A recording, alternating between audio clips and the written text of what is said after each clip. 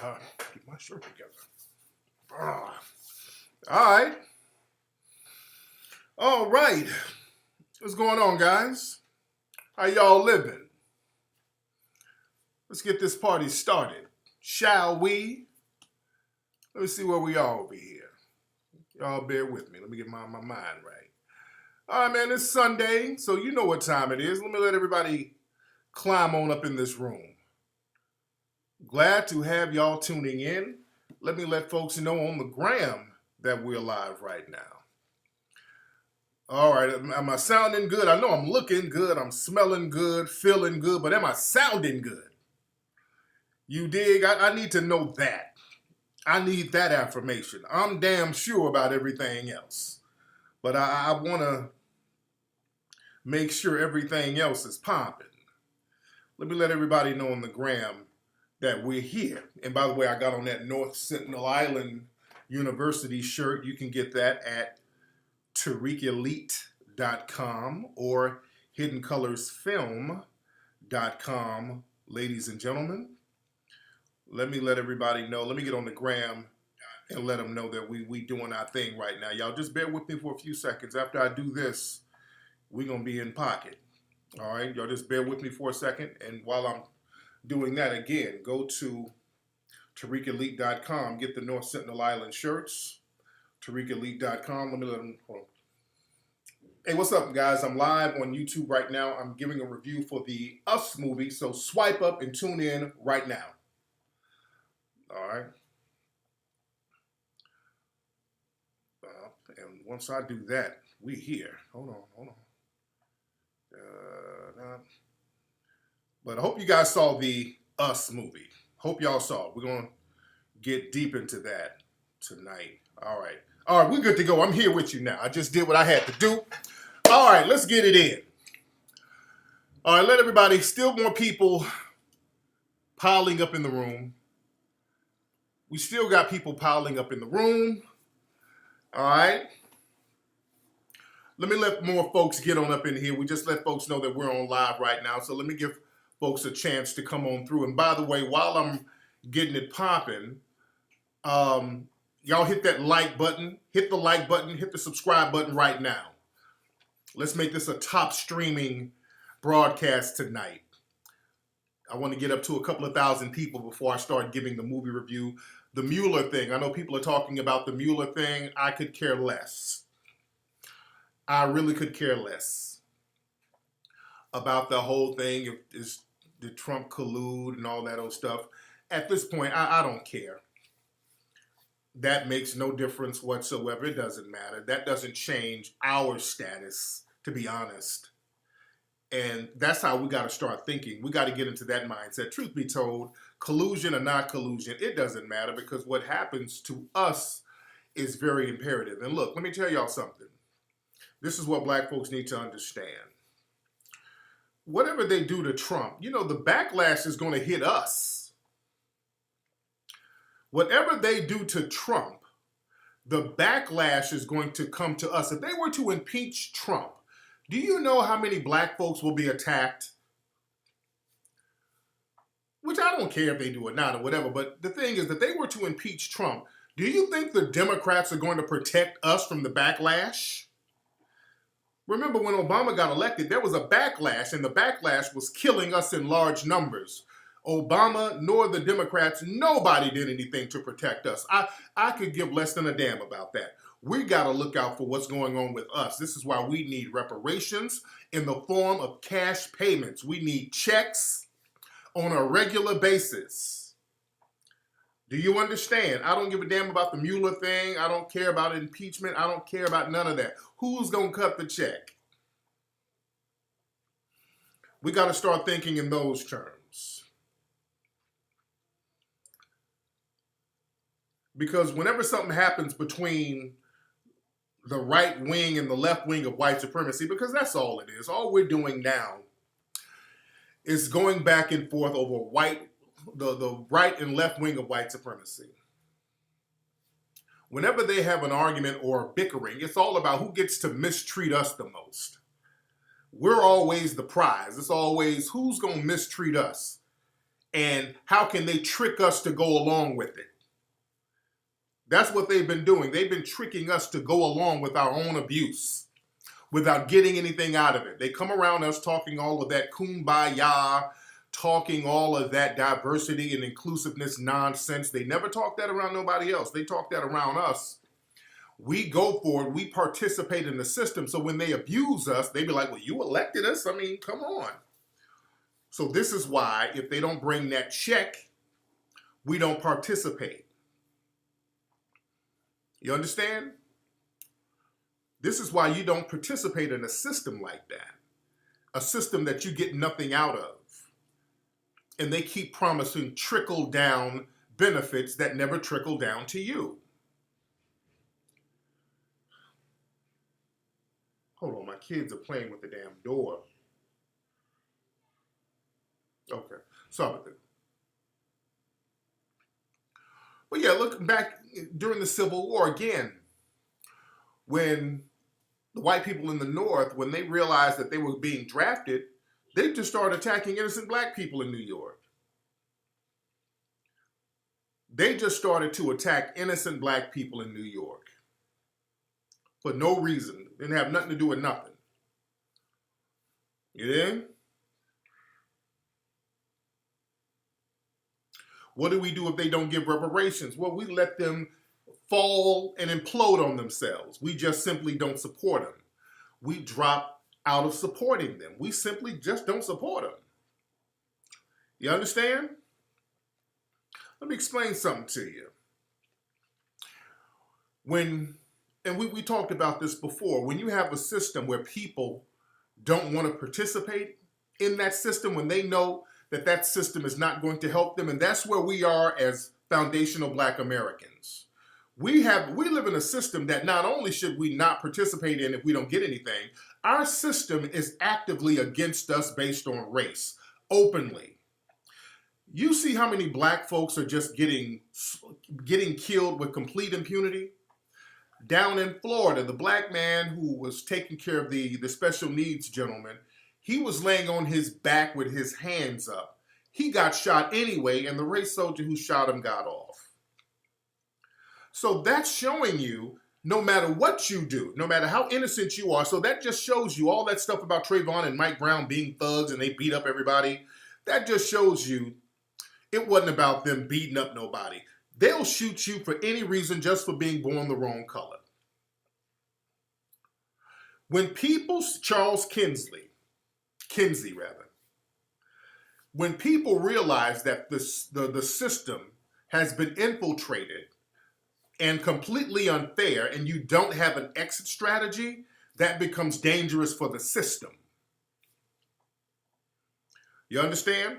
Look at Paris, over there in Paris, France. You know in Paris, France, they tearing shit up in Paris right now. In Paris, France, there are riots like crazy out there. They're going off on the establishment.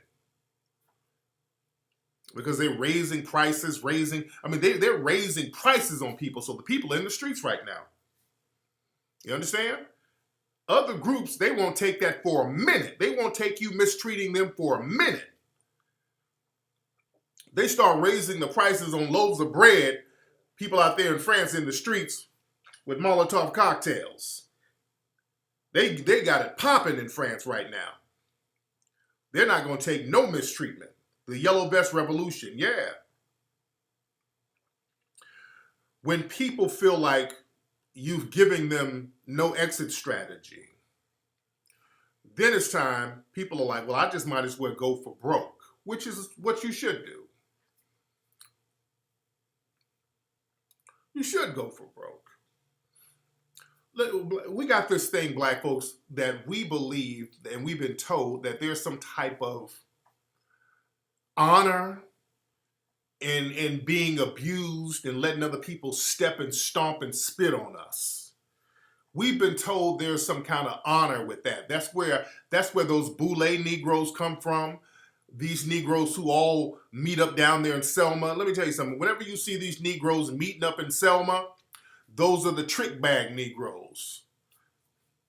They go out there with John Lewis and just talk about so much dignity it took to get your ass whooped on the Edmund Pettus Bridge. There's no dignity in that. You dig? And again, at this point, the white supremacists are not even lying about why they're murdering us. See, with Zimmerman and the Mike Brown, they at least lied, and they could all get around a lie, which they knew that Mike Brown didn't beat up that man. They knew that Trayvon Martin didn't beat up Zimmerman. But the white supremacists knew, get on code with the same lie. So now they don't even have to get a lie anymore. You can get shot on camera, like out there in Pennsylvania. The race soldier shot a teenage black boy. He was running for his life and got shot in the back, killed this child, and the race soldier got off. And they shot this kid on film. Still let him off. Doesn't matter. You're getting killed because you're black. You're getting killed because you're born the wrong color. Black people, you're walking around, you are a target. Whenever you walk around, and black folks can play this game as long as they want to and be in denial about it. But when you walk around, at this point, a white supremacist can attack you for any reason, and most likely they will get off. That's where we are right now. They got him off on all counts. The system right now is in full open white supremacist mode. And what happened out there in PA after the acquittal of that race soldier, do you know the offices of the lawyer representing the race soldier, his office got shot up. His office got shot up. See, that's when people get desperate. When you don't give nobody an exit, just like warfare, when you give somebody an exit, see, they've been giving us a fake exit for a long time, but the white supremacists are actually making mistakes now because they're not giving us an exit. They're letting us know, we'll kill you for any reason, for walking around, for a traffic violation, whatever you do, we'll kill you. And when you do that, they about to see something else pop off. Black folks are like, well, shit, I ain't got nothing to lose now. See, that's what happened in Haiti. When word got to the Haitians during the Haitian Revolution that Napoleon sent the word to kill all the Haitians, and we're going to bring back some Africans, we're going to go get a whole new crop of Africans.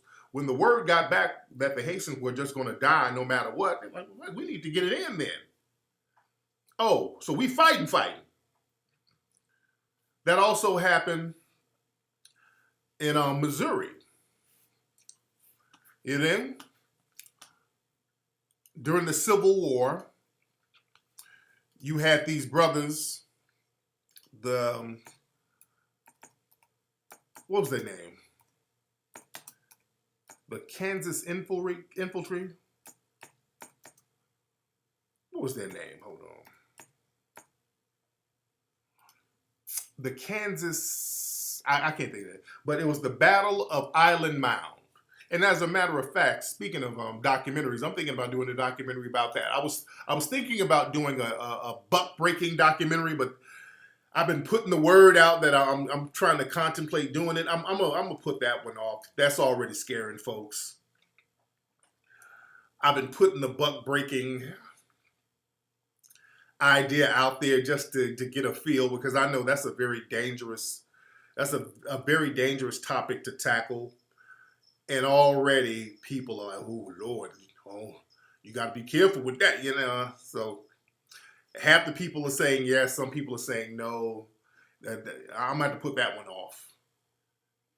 Hidden Colors 5 is coming out this summer, so that's a done deal. Oh, no. With the buck breaking documentary, I got to do we got to break that down.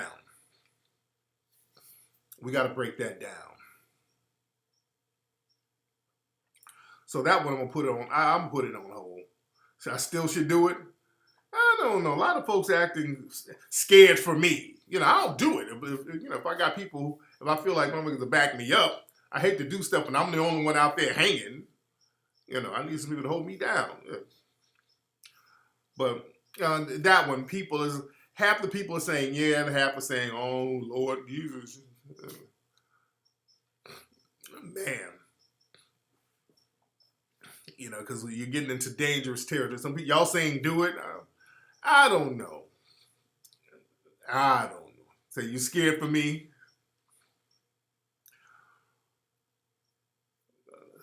So Because again, that's some tricky territory right there. You dig? What's hot in here? How does that look here? I don't know, man.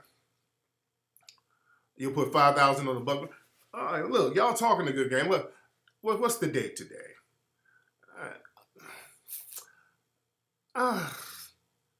Because if I do that, man, it's, when I do something, we got to go in.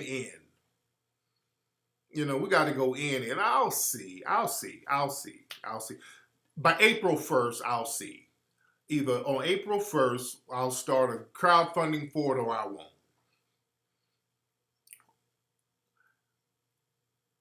We'll see. I'll just put it that way.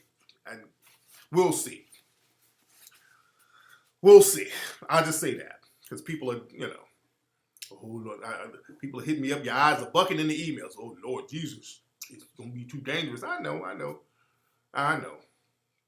But I was talking about the Battle of Island Mound. That was a battle, and I was thinking about doing a documentary about that too. A lot of folks don't know about that.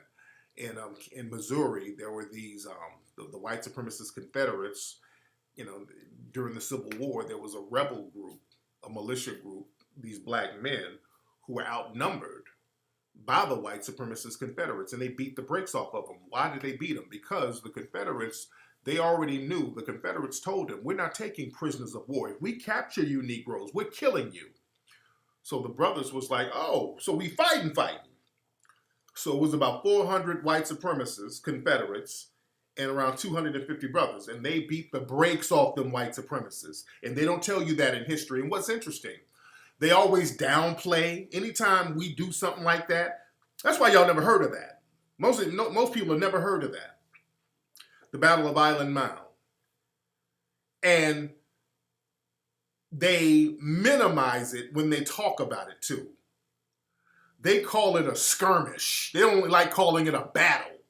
Well, it was a skirmish. It was a small battle. No, it was dozens of white people who got killed. They only killed like 6 black folks, 1 white person and 1 Native American. So they only killed like 6 black people, and the brothers killed like dozens of white folks. They don't like talking about that. So they try to minimize it. Oh, it was just a little skirmish. Well, the blacks had, the Union had given them some advanced weapons. Then they tried to give props to the guns. Well, they had long-range guns that were given to them by the Union. Oh, stop. Oh, stop. The Kansas Colored Volunteers. Yes, the Kansas Colored Volunteers. Oh, they were when you read it, when you read a lot of the history, they do their best to downplay. That's what makes me want to do a documentary about that, to tell the truth. You in Kansas? Yeah. Oh yeah, they kind of hide that in history. Yeah, I'm gonna get on the movie review right now. I'm gonna get on that. Yeah, but they don't like talking about that. They call it skirmish, and they try to blame it was the guns that really did it. Stop. Yeah, so I would like to do something about that with that. That would be something interesting. But said please do that first. Hilarious. Yeah, that's real talk. Neely Fuller said, expect to be alone. No backup is coming. That's real talk. That's real talk. And Mr. Fuller is absolutely correct with that. That's why I'm like, I want to get as much support as possible doing that, because I know I'm going to be a target with that. I already know. If I do that buck breaking thing, when you start going in on the racism within the LGBT community, now you get into dangerous territory, because people ended up missing. People end up missing doing that. When you start exposing who's behind the AIDS propaganda, oh man. And I've talked about stuff like this before. There was a brother, shout out to Ron Newt. Ron Newt was about to expose some stuff going on with the Michael Jackson thing and some of the people behind it, and that brother died. And they had Ron Newt's funeral yesterday in the Bay. I wanted to go up there. I only found out about it Friday night, because I've been asking people when the funeral was, and nobody knew. Then at the very last minute, they were like, yeah, the funeral's tomorrow morning. I'm like, God, man, I can't get to the Bay, on such short notice. But I did want to go up there. I saw a lot of folks I knew at the funeral, and shout out to the family. But a lot of folks, man, when you start exposing a lot of things, with that group, nobody knows what Ron died of, man. The cause of death of Ron Newt, it's been over a week since the brother died. Nobody knows the cause of death. Right now, as of now, nobody knows the cause of death of Ron Newt. Nobody knows it. So, and again, there was a brother, and I talked about him before, a brother named Zeers Miles. This brother was around during the 80s and early 90s. He was exposing a lot of stuff as it relates to AIDS and the racial component of it and the propaganda, how the racists and the LGBT community is putting a blackface on it and how they were using it. His brother's name was Zeers Miles. Most of you never heard of him. His name was Zeers Miles, and that brother mysteriously died in the 90s, really before the internet got popping. That's why you rarely find anything of that brother. I got one of his books in here somewhere in my office. You remember Zeers Miles? Yeah, you got to be, underground, because his books were really circulating on the underground. And this brother had all types of receipts. They got rid of Zeers Miles' ass so fast.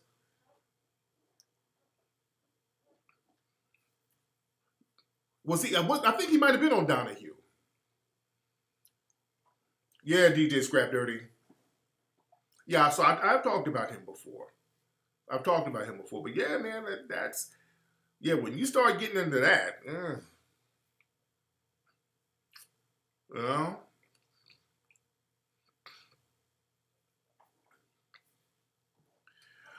but no, man, my man, shout out to Gooch. Gooch sent me some information about the funeral the night before, and I'm like, I didn't make it. I didn't make it out there. But anyway, let's get into this movie review. All right. Now, how many of y'all saw the movie? If you saw the movie, press 1. Us. If you saw the movie Us, press 1. If you saw the movie Us, press 1. All right.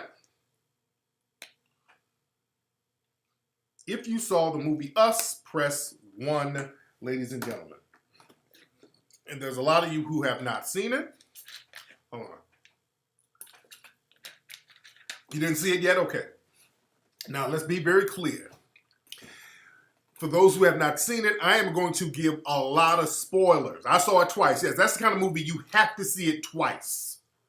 Yes, it's going to be spoilers. So, for the next 30 minutes, I would say just mute this.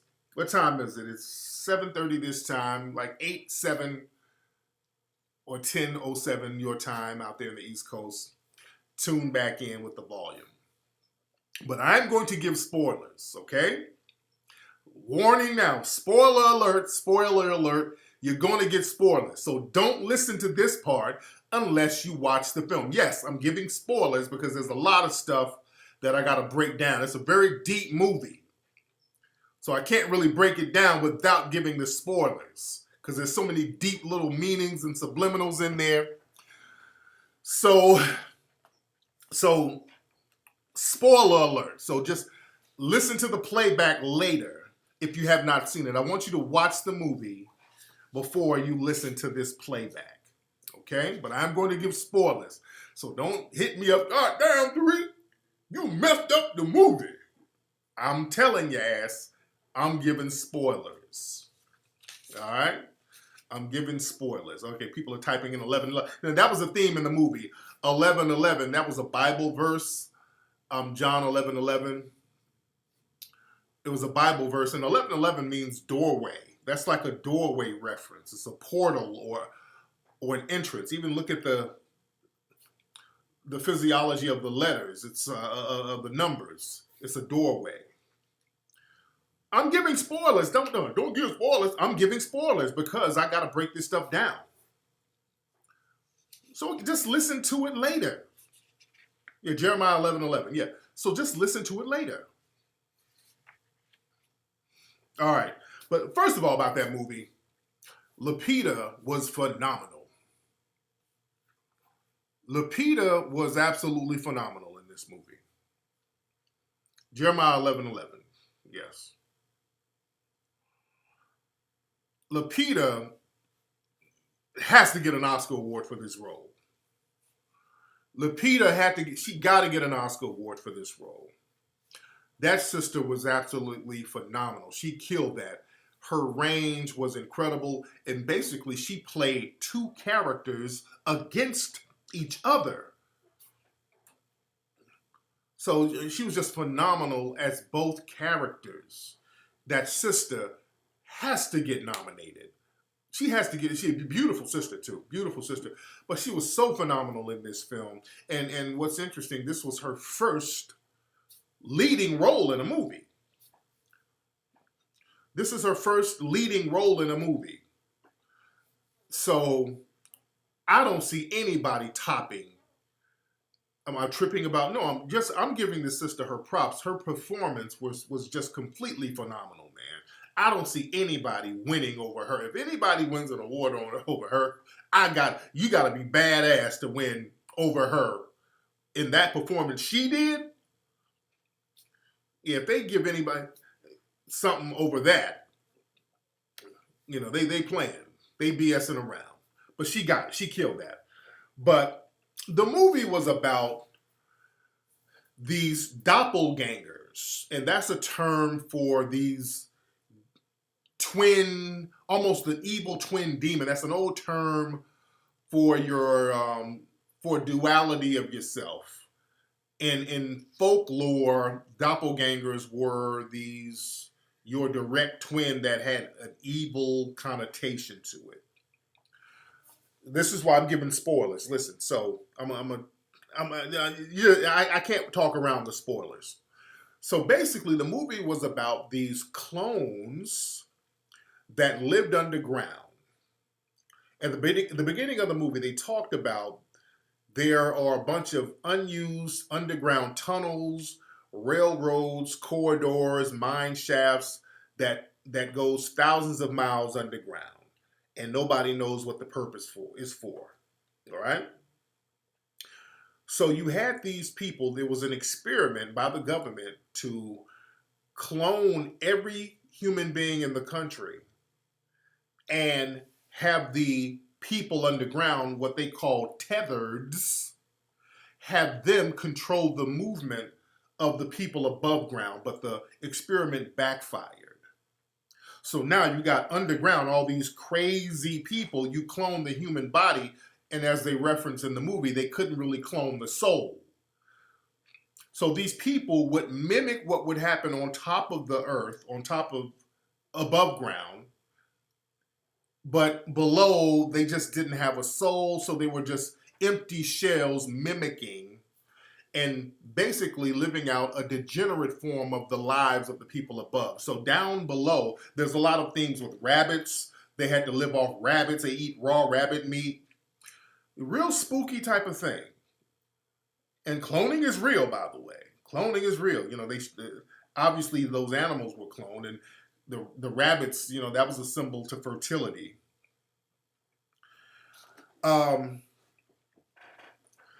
What's interesting in the movie,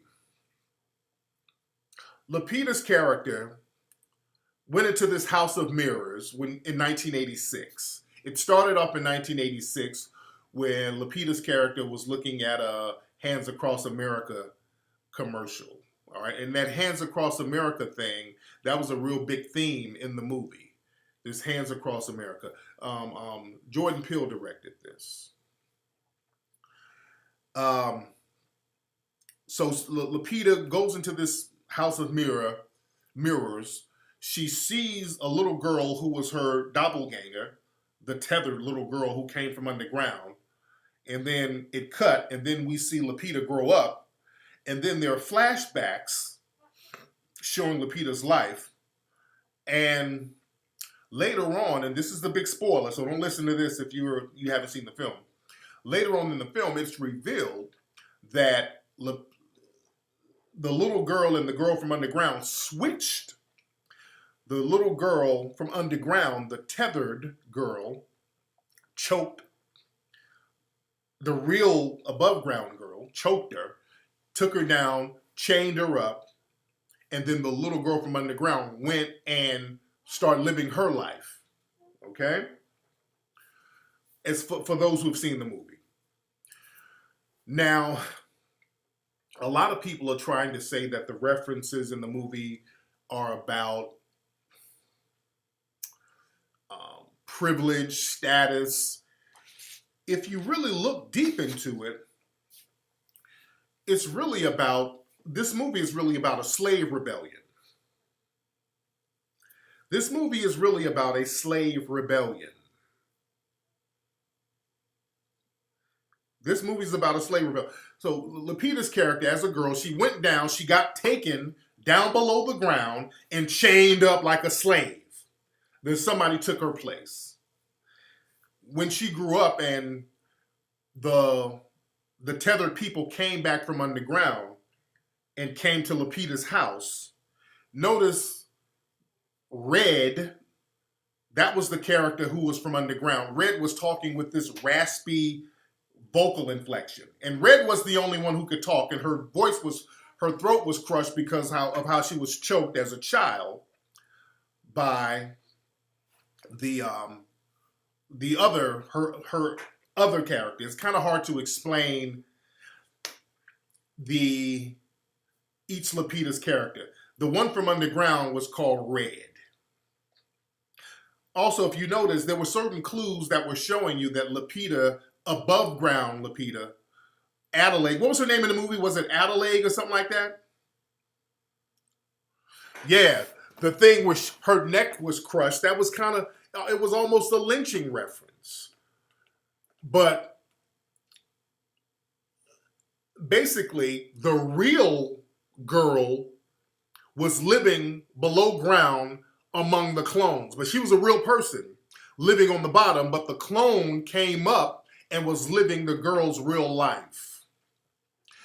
Notice the little clues. If you notice, when the whole family was eating food and fish or whatever they were eating, Lupita kept eating strawberries. They kept showing her eating fruit because I guess she didn't want to eat no more meat. She grew up on raw meat, so she didn't want to eat meat. She was eating those strawberries. Eating strawberries and water. Also, the Red character from below the ground, she was the only one who could talk. The Red character was the only one who could talk. All the other people down there, they kind of grunted. They kind of just made these weird sounds. Also, the thing is, she said something very interesting when they asked, "Who are you people? What are y'all doing?" And the Red Lupita was like, "We're Americans." That was very heavy too. That almost had a thing where it's like, "I'm you. We're Americans. We're the people. We're the foundation of this." That was a very interesting line. We're Americans. We're just like you. You said the father and son were made to look emasculate? No. We'll get on that in a minute. But also, again, the basic theme of this movie was a slave rebellion narrative. All the people, when the Lupita character, Red, she planned a rebellion to go on top of the earth and bring all the other people with her. So she became the leader of the people on the underground. And look, they had on all these red jumpsuits that looked like prison uniforms, which is slavery, all of these little slave references. So Lupita was chosen by the tethered people because they saw that she was special because she was down there doing ballet. They knew something was different about her among them. So they chose her to be the leader. So she was planning to lead them up out of there. And you know what that was a reference to? That was Harriet Tubman. That was a reference to Harriet Tubman literally leading them through the Underground Railroad. That was Harriet Tubman leading them out of the Underground Railroad, literally. Another thing that a lot of people didn't catch. When the tethered came up from underground, look at the humans who were killed. They only killed white humans. Did y'all notice that? A lot of folks didn't catch this. The tethered people from underground, when they came up on the surface, they only killed white humans. Think about that for a minute. Stop it. Okay, somebody's trolling. Think about it. Think about it. Y'all, you put your thinking caps on. None of the black humans got killed until the very end with Lapita, but that was underground. But on the top, on the surface, a lot of folks didn't catch that. Only the white humans got killed. Because again, the people on the underground, that was supposed to represent your black folks who were underprivileged. You dig? But even when they went around the city, all you saw were dead white people in the cars. You didn't see no dead black people in that movie. The only dead black people you saw were some of the tethered people who weren't really, weren't technically human. Yeah? But all the dead people you saw in that movie were white. Yeah? Their friends were killed. Yeah, they were white.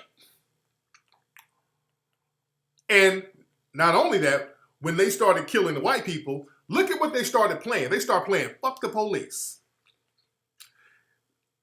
There was the white couple. They were at their house, and they had like the voice controlled music thing. And when they came in, when the tethered people came in, killing their white counterparts, the woman was like, call the police. And then the thing started playing "Fuck the Police," and like, "Fuck the police coming straight from the underground." So "Fuck the Police," that was the theme song of the LA riots, by the way.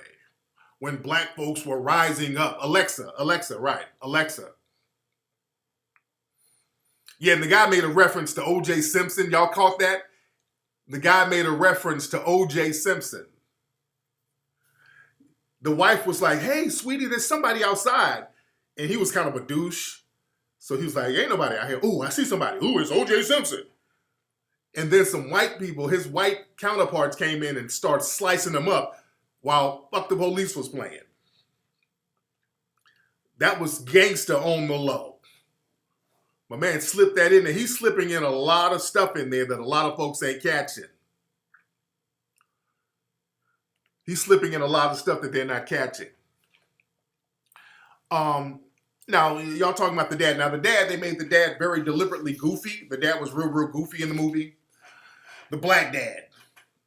And notice one thing, the film kept showing how a lot of our human vanity could be our downfall to a certain degree.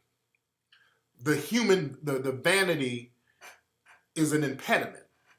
For example, the young daughter of Lapita and the husband, she was a very gifted track runner, but she was lazy. She was slacking off. She didn't want to do it. She just wanted to be a slacker, just sit around and listen to her iPhone and just kind of BS around. Until those others came in, the tethered people came in and made her step her game up. She had to get to running. She had to use her athletic ability. She had to use her fighting skills. She had to use her surviving skills. So that made her step up and be the best person she was meant to be. You see? So a lot of their vanity was being exploited. And it was their others, the evil twins, were making them step out of the vanity that held them back. And the dad, look at the vanity that he had. Look at his thing was about trying to one-up the white man who was his friend. Notice this, in the movie, the black man kept complaining about all the stuff his white friend had. "Man, he got a new car. Man, he's always trying to mess with me, man. Damn, man, he got a new car. He got a new boat. I want to get a boat." Everything the white man was getting, the black man would get a little dilapidated version of it. The white man got a boat, so the black man got this raggedy boat, and this boat is teetering around, and now he's fighting on this boat, and the boat is shutting off, and this man has to fight for his life on this boat. And notice that last scene where he got into a fight on the boat, he was like, "I'm done with boats." So meaning that he's gotten over that vanity thing. Yeah, he got a flare gun and all this stuff. Yeah, anything the white man wanted, the black man wanted a part of it. He wanted to be like that white guy. That was a very pivotal thing in there too. Like, stop trying to covet them. Yeah? What's up with the Hands Across America reference? I'm gonna get on that in a minute. Very good question. I'll get on that. Also, remember the white woman who was the wife of the douchebag white man? She was vain. You know, she was kind of vain, drinker. She had plastic surgery. Remember when she had that conversation with Lupita about plastic surgery? So her other came in and killed her, and noticed that her other was all in the mirror, grinning, putting on makeup, and then the other started kind of cutting her face. Yeah, that's her name, Kitty? Yeah. Yeah, the boat was janky. Again, this brother was so desperate trying to be like his white counterpart. Yeah. But that Hands Across America scene was very pivotal. And it was a big theme throughout the movie because in the 80s, in 86 is when that happened. Hands Across America was something that actually happened where, you know, it was a big PR thing for America to try to show how diverse we are, and we're just one big happy country. We're all the same. So we're going to all get together for 15 minutes on a certain day in 1986. And we're going to all hold hands on some kumbaya. So you juxtapose that to what was happening in America in 1986. What was really happening in America? 1986, the crack epidemic was at the height of its zenith. You got all these people out here talking about holding hands, kumbaya, and Reagan and all of them, they were all in on this stuff. And Reagan and those cats, they flooded the inner city with crack. Yeah, May 26, 1986, the crack was ravishing the inner cities of America in 1986. Crack and AIDS. You understand? If you look at the movie, the Us movie, everything was all hunky-dory on the surface, but underground, you saw how those people were living and acting. The tethered people were acting like crackheads. You see? If you look at those tethered people, when they showed how they were they were in there acting like crack addicts. So that was that Hands Across America thing, was to juxtapose what was really happening underground, what was really going on. And the issue of what was happening, because now what was happening underground is rising to the surface. Yeah? Yeah, that underground thing, that looked like an 80s crack den. That's what crack dens used to look like. When people would go smoke crack, that's what that shit would look like. They look like a bunch of junkies and zombies. So it's very good that he would juxtapose that. And also, you saw the Michael Jackson references with the Thriller t-shirts that the little girl had on. Also, you notice many of the tethered people, Lupita and the family, they had on one glove. And that whole Thriller thing, you come from underground. So there was a lot of Thriller references in that. But again, the main theme of that was rebellion. It was like a slave revolt. You're revolting and you're rebelling against the system. You know? It was a slave revolt. They were rebelling against the system. Now, another thing in the movie that a lot of folks don't catch, we know that the Lupita's character, she ended up being one of the tethered people from underground. A lot of folks didn't catch the son, Jason. The son, and this is for people who've seen the movie, at least this is why you got to see the movie twice. The son, Jason, he was a tethered person too, but they just never revealed it. But they gave clues. The son, Jason, was a tethered person too. Y'all catch that? My man, Jordan Peele left a lot of clues in the movie. Yeah, the son was switched too. They never admitted it though. They never revealed when it was done. The son, Jason, remember. No, Jason was switched. Remember when they kept saying grandma died a year ago? Yeah, listen, look at the clues. Let's look at the clues, okay? A lot of folks didn't peep that. The son, Jason, that's why he started acting weird. Let me give you some of the clues. when Jason, the son, they kept talking about how Jason has been acting different since grandma died a year ago. And there was a fire a year ago. Okay? They kept talking about how different Jason has been acting. So he's been acting different, so they just kind of chopped it up to grandma dying. No, I don't think he got switched at the beach. I think he got switched a year ago. Remember how the family kept saying, Jason, where are you getting these words from? He kept saying a lot of crazy words. He kept saying a lot of crazy stuff. He kept cursing. They're like, Jason, where'd you get that? And he was like telling his sister, you can kiss my anus. I'm like, oh, Jay, where are you getting these? Where are you learning these words from? And he was saying real weird stuff. When you remember when they were at the dinner table and his dad was like, Jason, you better stop using that language. And he was like, when you point a finger at one person, 3 fingers point back at you. What the hell are you talking about? So the son was saying weird stuff in the movie. The son was saying little weird stuff in the movie. So remember, Lupita's character, the Underground Red, I'm thinking that she's been having, because she knows how to get back up. So I'm thinking she's going up and down because she's been planning the whole rebellion thing for years. If you notice, she said, for years, I'm planning this whole rebellion. So the little boy, I'm thinking Jason got switched out a year ago, learned how to speak from Red, because Red was the only one who could speak. So he learned how to speak from Red about a year or so ago. Okay? Also, more clues that above ground Jason was a tethered who learned how to speak on the who learned how to speak from being underground. Because again, if Jason was a tethered, no, I'm not reaching, just listen to what I'm saying. If Jason was a tethered, that means he lived underground with Red until he was, how old was the Jason character in the movie? How old was the Jason character in the movie? I'm trying to remember how old they said he was. What, like 10 or 11? So if he lived underground with Red, I'm thinking, I'm telling y'all he was switched. I'm telling you he was switched. Listen to me. So he was about 9 years old. Okay, so he lived underground with Red, and plus he was a hybrid.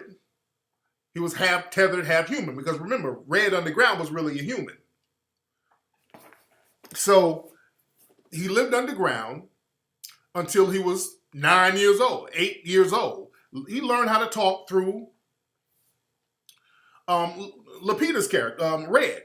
So that's why when he's above ground now, he's using all these words that the family's never heard of. Well, why are you saying that? I'm going to get on the face thing in a minute. I'll get on that. I'll get on that in a minute. Now also, you don't think, I think so. Listen, I think so. I think he was a tethered. Jason could talk. Now, notice how weird Jason was acting weird through the whole movie. When they were on the beach, remember when they were playing in the sand? Jason was building tunnels. He wasn't building sandcastles. He was on the beach building tunnels. And remember, the two white girls was like, hey, your brother's weird.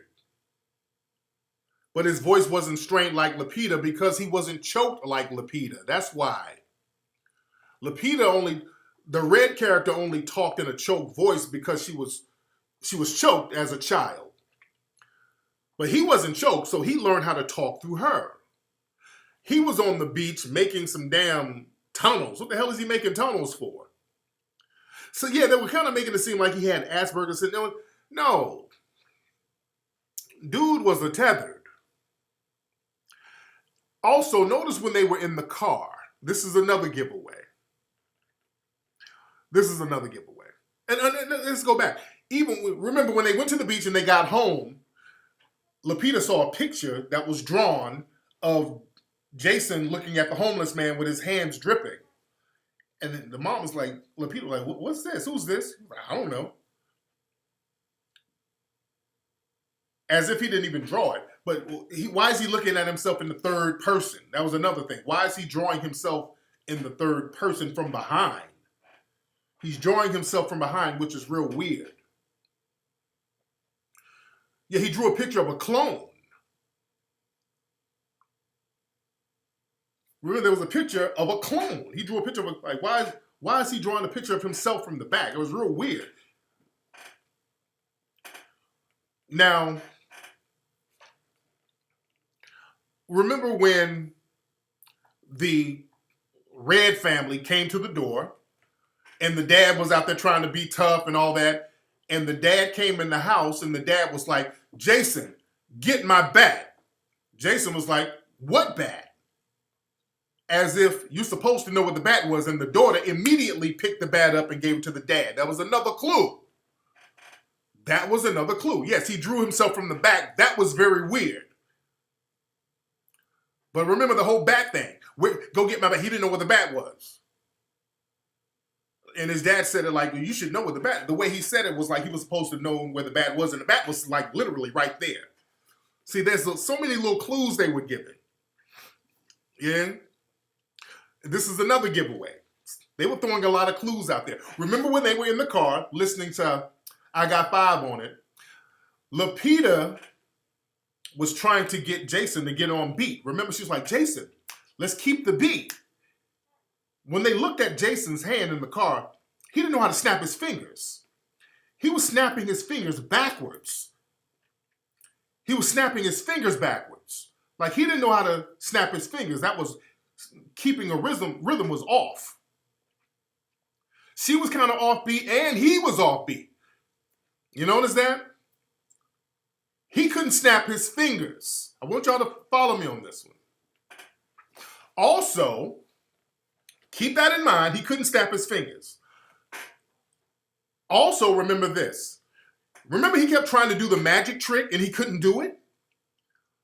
They were like, well, you used to could do the magic trick, but I can't do it no more. He kept trying to do this magic trick and he couldn't do it. Like he couldn't remember how to do it. That's because he was switched. And because his clone was underground, every time he would do the magic trick and fail on ground, his clone would do it with matches underground and he would burn his face over and over again. That's why his face was burned over and over again. All right? Now, this is when Lapita knew that Jason was switched. Remember the scene when they were driving and then they saw their car burning up and then you had Jason with the mask on. His name was Pluto. When Red and all those guys came, the son was acting like a pet. And remember, let's go back, when the son came home to the family house, he was like, Mom, can we get a dog? He was obsessed with animals. They said the kid loved pets, he loved animals. He was obsessed with animals. So I guess when he got switched, he started taking on the characteristics of animals and rabbits, because you're living down there with a bunch of rabbits. So this is why he's walking like a dog. He's climbing trees. He's jumping all over the place. And remember, Pluto, which is the real Jason, Pluto never killed anybody. Pluto wasn't mean, he wasn't trying to stab anybody because he was a real human. The Pluto was a human. The above ground Jason, that was the real clone. Remember the Pluto was trying to, interact with Jason. You saw that? And notice how Pluto was cozying up to Red, holding Red's hand, being affectionate. You got to catch all that stuff. Yeah, he didn't have any scissors. He wasn't trying to kill anybody. Now, let's fast forward to when they were driving and they saw Pluto standing out there in front of the burning car. And Lapita was like, hold on, let me go out here and handle this. So she walked up to Pluto. Pluto started snapping his fingers correctly. You saw that? He started snapping his fingers correctly, which let her know, I'm your son. You know? Why didn't Pluto go to his real mother? He was letting her know what was up. The above ground Lapita, that was his real mother. And then she realized it.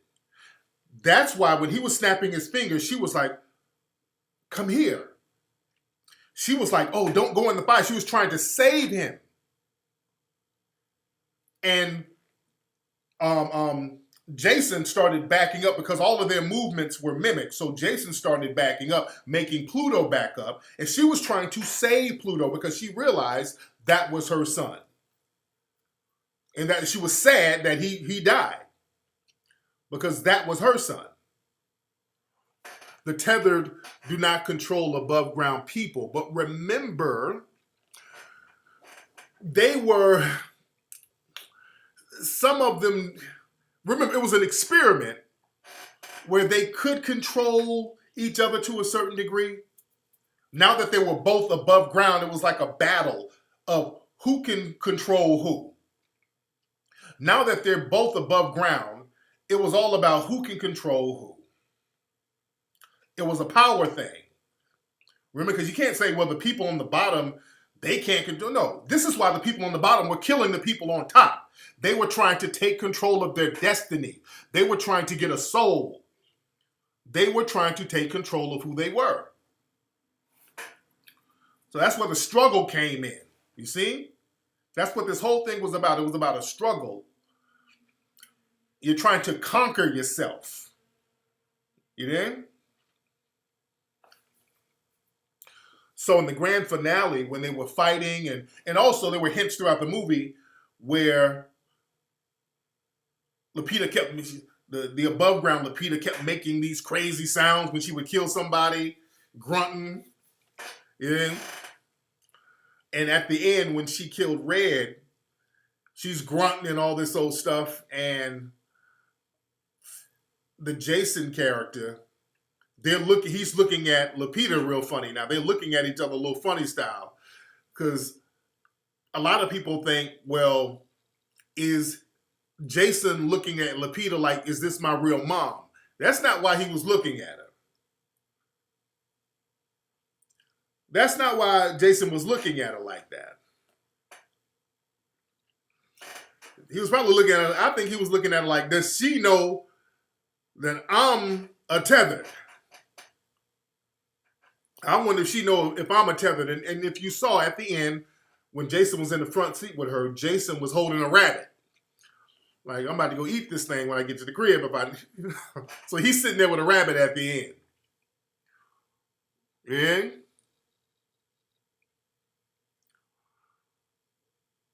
So it's real heavy stuff. Yeah, now the Pluto character couldn't speak because his mouth was burned. So that's why he couldn't say, hey, look, you my mama. He couldn't say that. So his face was burned.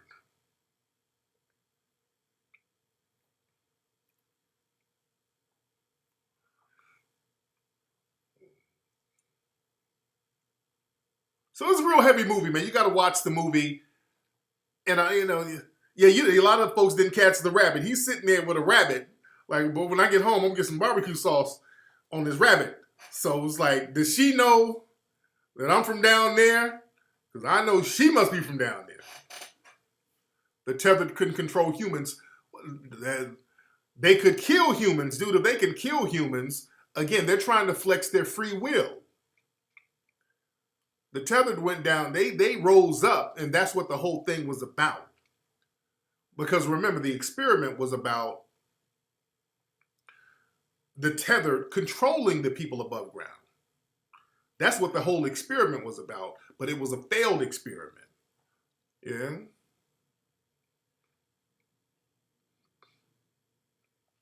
So it's a cool movie. Yeah, they shared the same soul to a certain degree.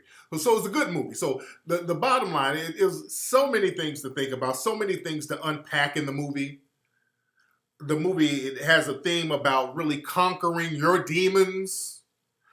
It talks about that whole red line thing, redlining, that's kind of a reference to that old school gentrification where they would, keep black folks out of certain neighborhoods. Again, the slave rebellion theme was heavy in it. So there's so many things to unpack, and it's just a genius film. And the brother's a great writer. The film was beautifully shot. Yeah, again, y'all need to see it again, see the movie again, pick up on all the clues, especially with the Jason thing. A lot of folks don't catch the Jason thing. You dig? A lot of clues in there. So, the film has a real Hitchcocky vibe. The film has a very, very strong Hitchcock vibe. And I think it's the film itself is just going to really do good in the Academies next year. You dig? Spoilers are over. Spoilers are over. No more spoilers. All right?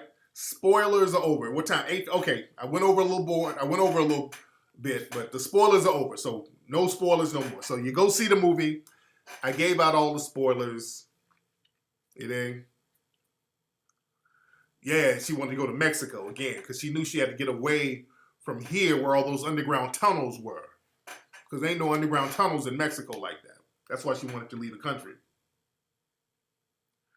Yeah. Yeah, the Twilight Zone kind of did something like that before, too. Oh, yeah, a lot of clues in there. Yeah, it got like 70 million this weekend. So that movie is crushing them. It's going to crush them. And man. But great movie. Great movie. Definitely go see it. You're going to have to see it a couple of times. You got to see that movie a couple of times. But a lot of folks didn't catch that, the people who were getting killed in the movie. And Lupita is definitely beautiful. Beautiful sister. Beautiful sister. Speaking of kill, there was a sister, Amber Evans, and I talked about her about a month ago. There was a sister, this black woman. She worked with a lot of these white women's organizations. She's out there protesting. She works with a lot of those Me Too women's march groups and all that. This is in Ohio, in Columbus, Ohio. Amber Evans was missing in January. They found her, she turned up missing after an argument with her boyfriend.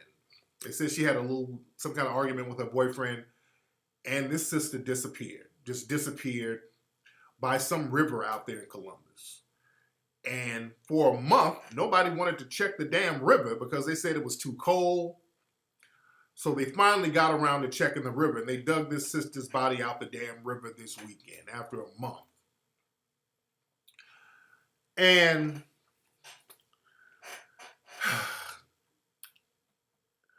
whenever something like this happens, who's the first person you look at? Whenever some woman turns up missing, who's the first person you look at? What's that river? The Scioto River? Whenever you get killed or whenever you turn up missing, all law enforcement, all investigators, they always say the same thing. The main suspect is usually going to be the significant other.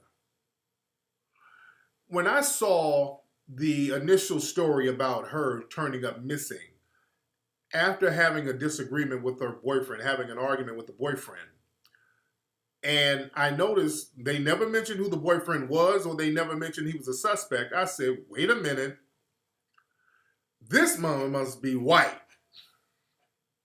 That's the first thing I thought.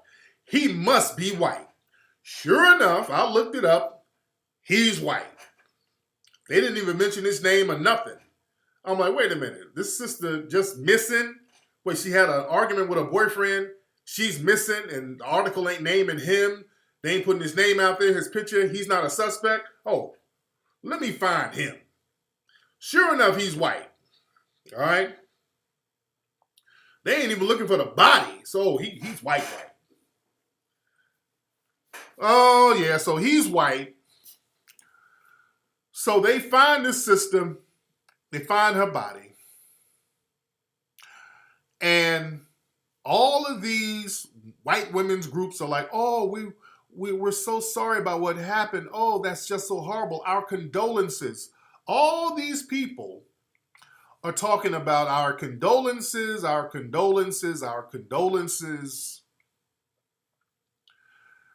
And none of them are saying, wait, what happened?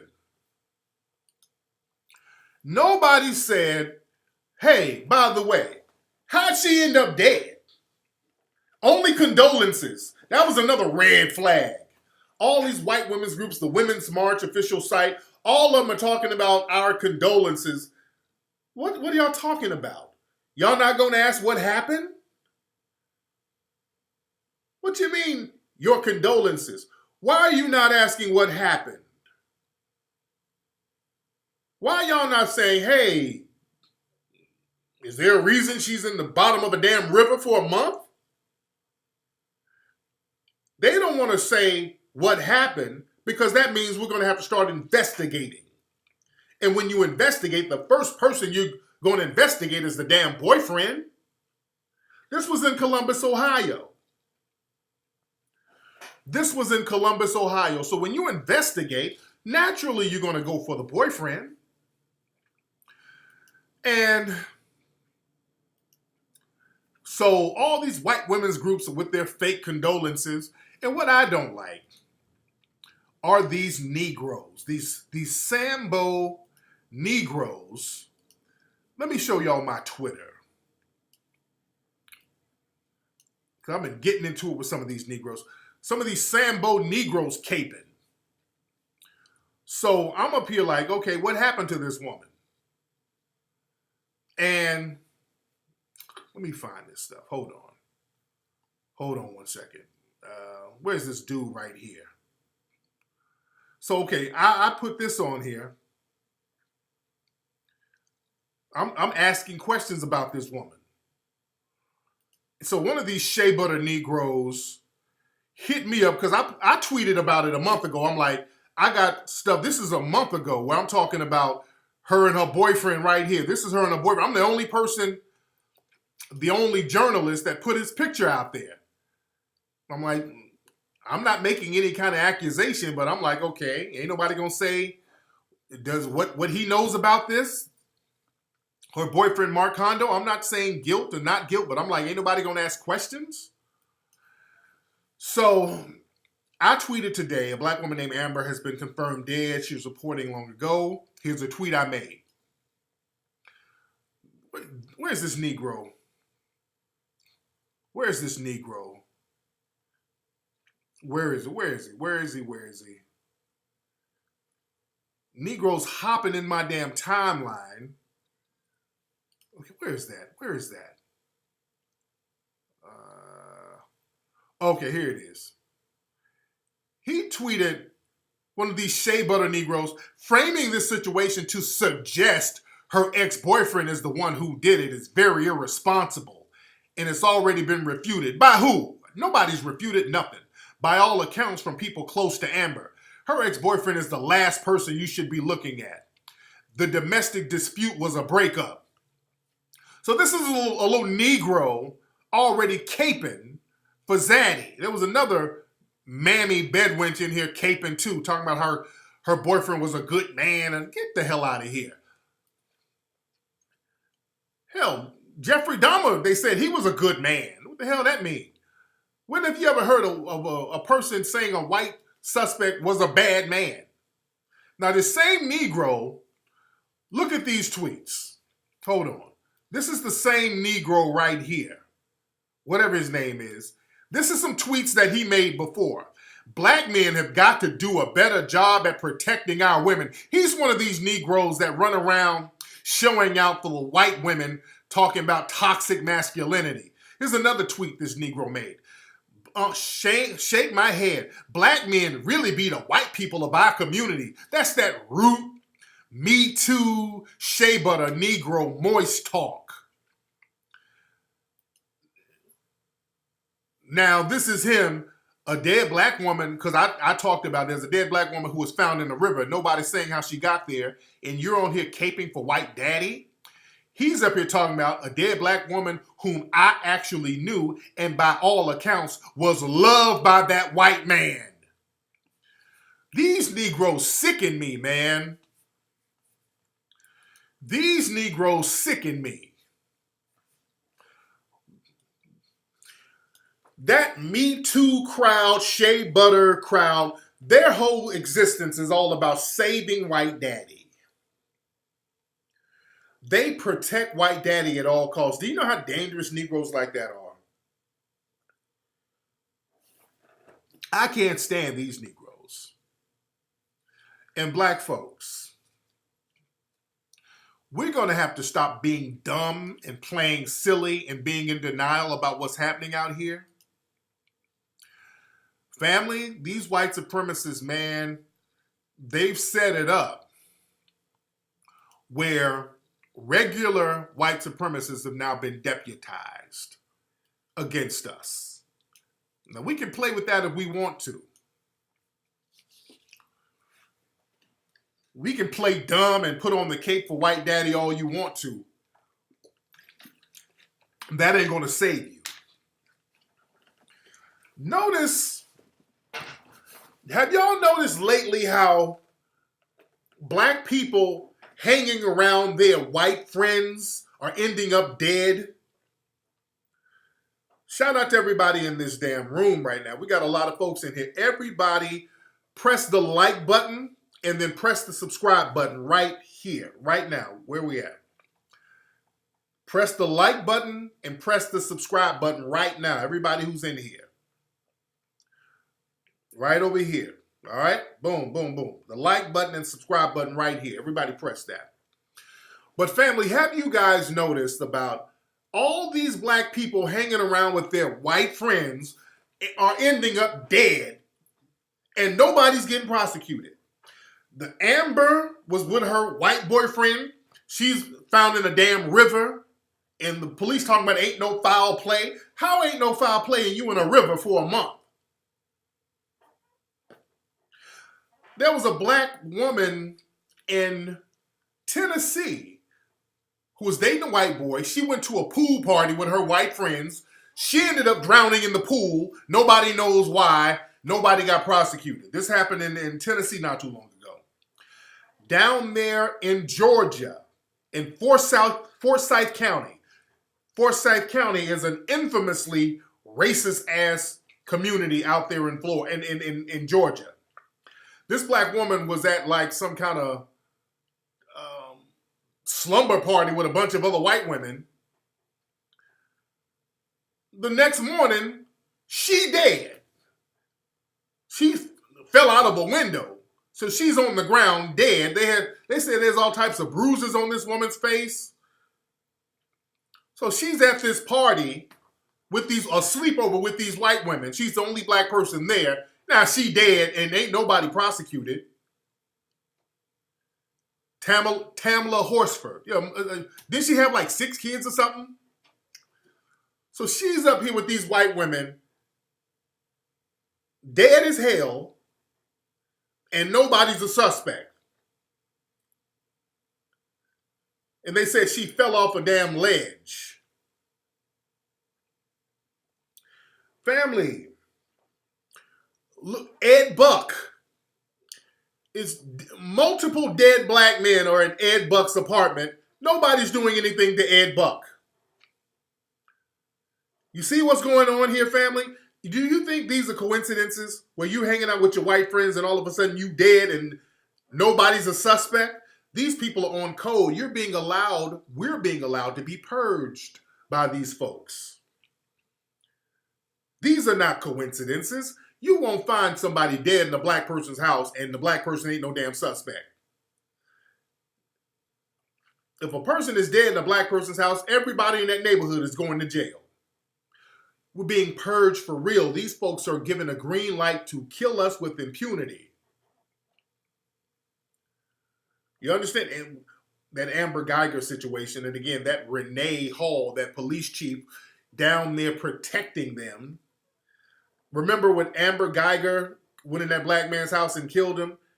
And the Negro Mammy police chief was out there caping for Renee Hall. Well, down there in Texas, a white supremacist beat up a sister over a parking spot. He went out there, drew a gun on her, and then she tried to call 911. He slapped the phone out of her face. She tried to defend herself, and he started beating this woman all in her face. He got arrested, got charged with misdemeanors, got $2,000 bail, and quickly got out. They've deputized these white supremacists against us, family. They've deputized them against us. And then they sent their mammy, Renee Hall, which is shameful, to do her Symbolis for why they let that white supremacist out. Renee Hall, her job is to protect white supremacy. Dallas police, and just down there in Dallas, it's loaded with these white supremacists. The police force is loaded with these white supremacists. The Dallas police chief is black, but she's a powerless token. This is why, black folks, we got to stop thinking that them putting a black person in a certain position is progress for us. It is not.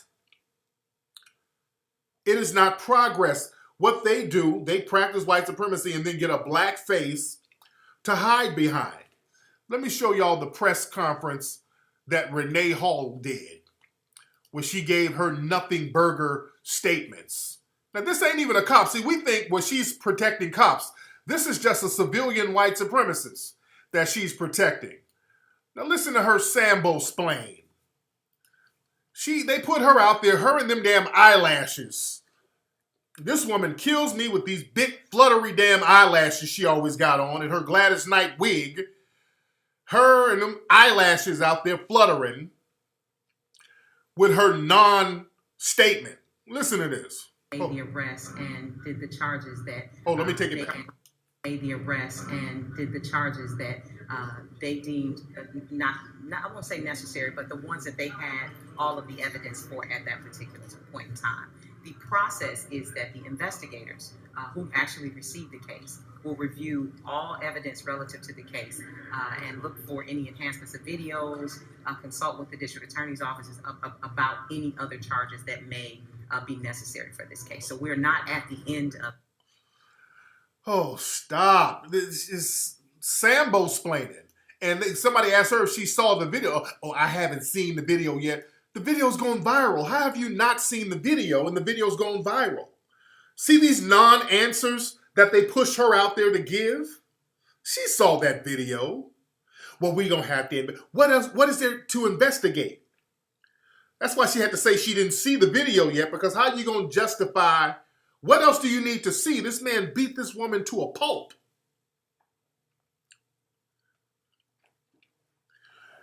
Family, this is why she saw the video. She saw the video. Listen, family, this is why we got to be on code about not letting them have a dual system of justice.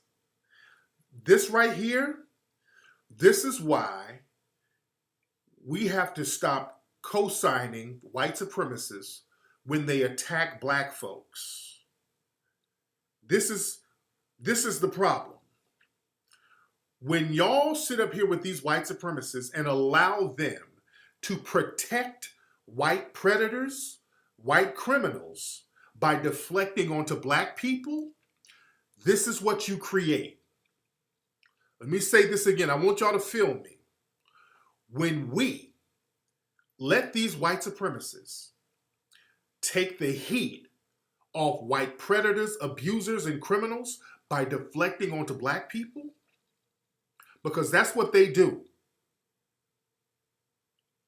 They attack black folks with all these Me Too movements. That's a let's attack and prosecute black folks movement.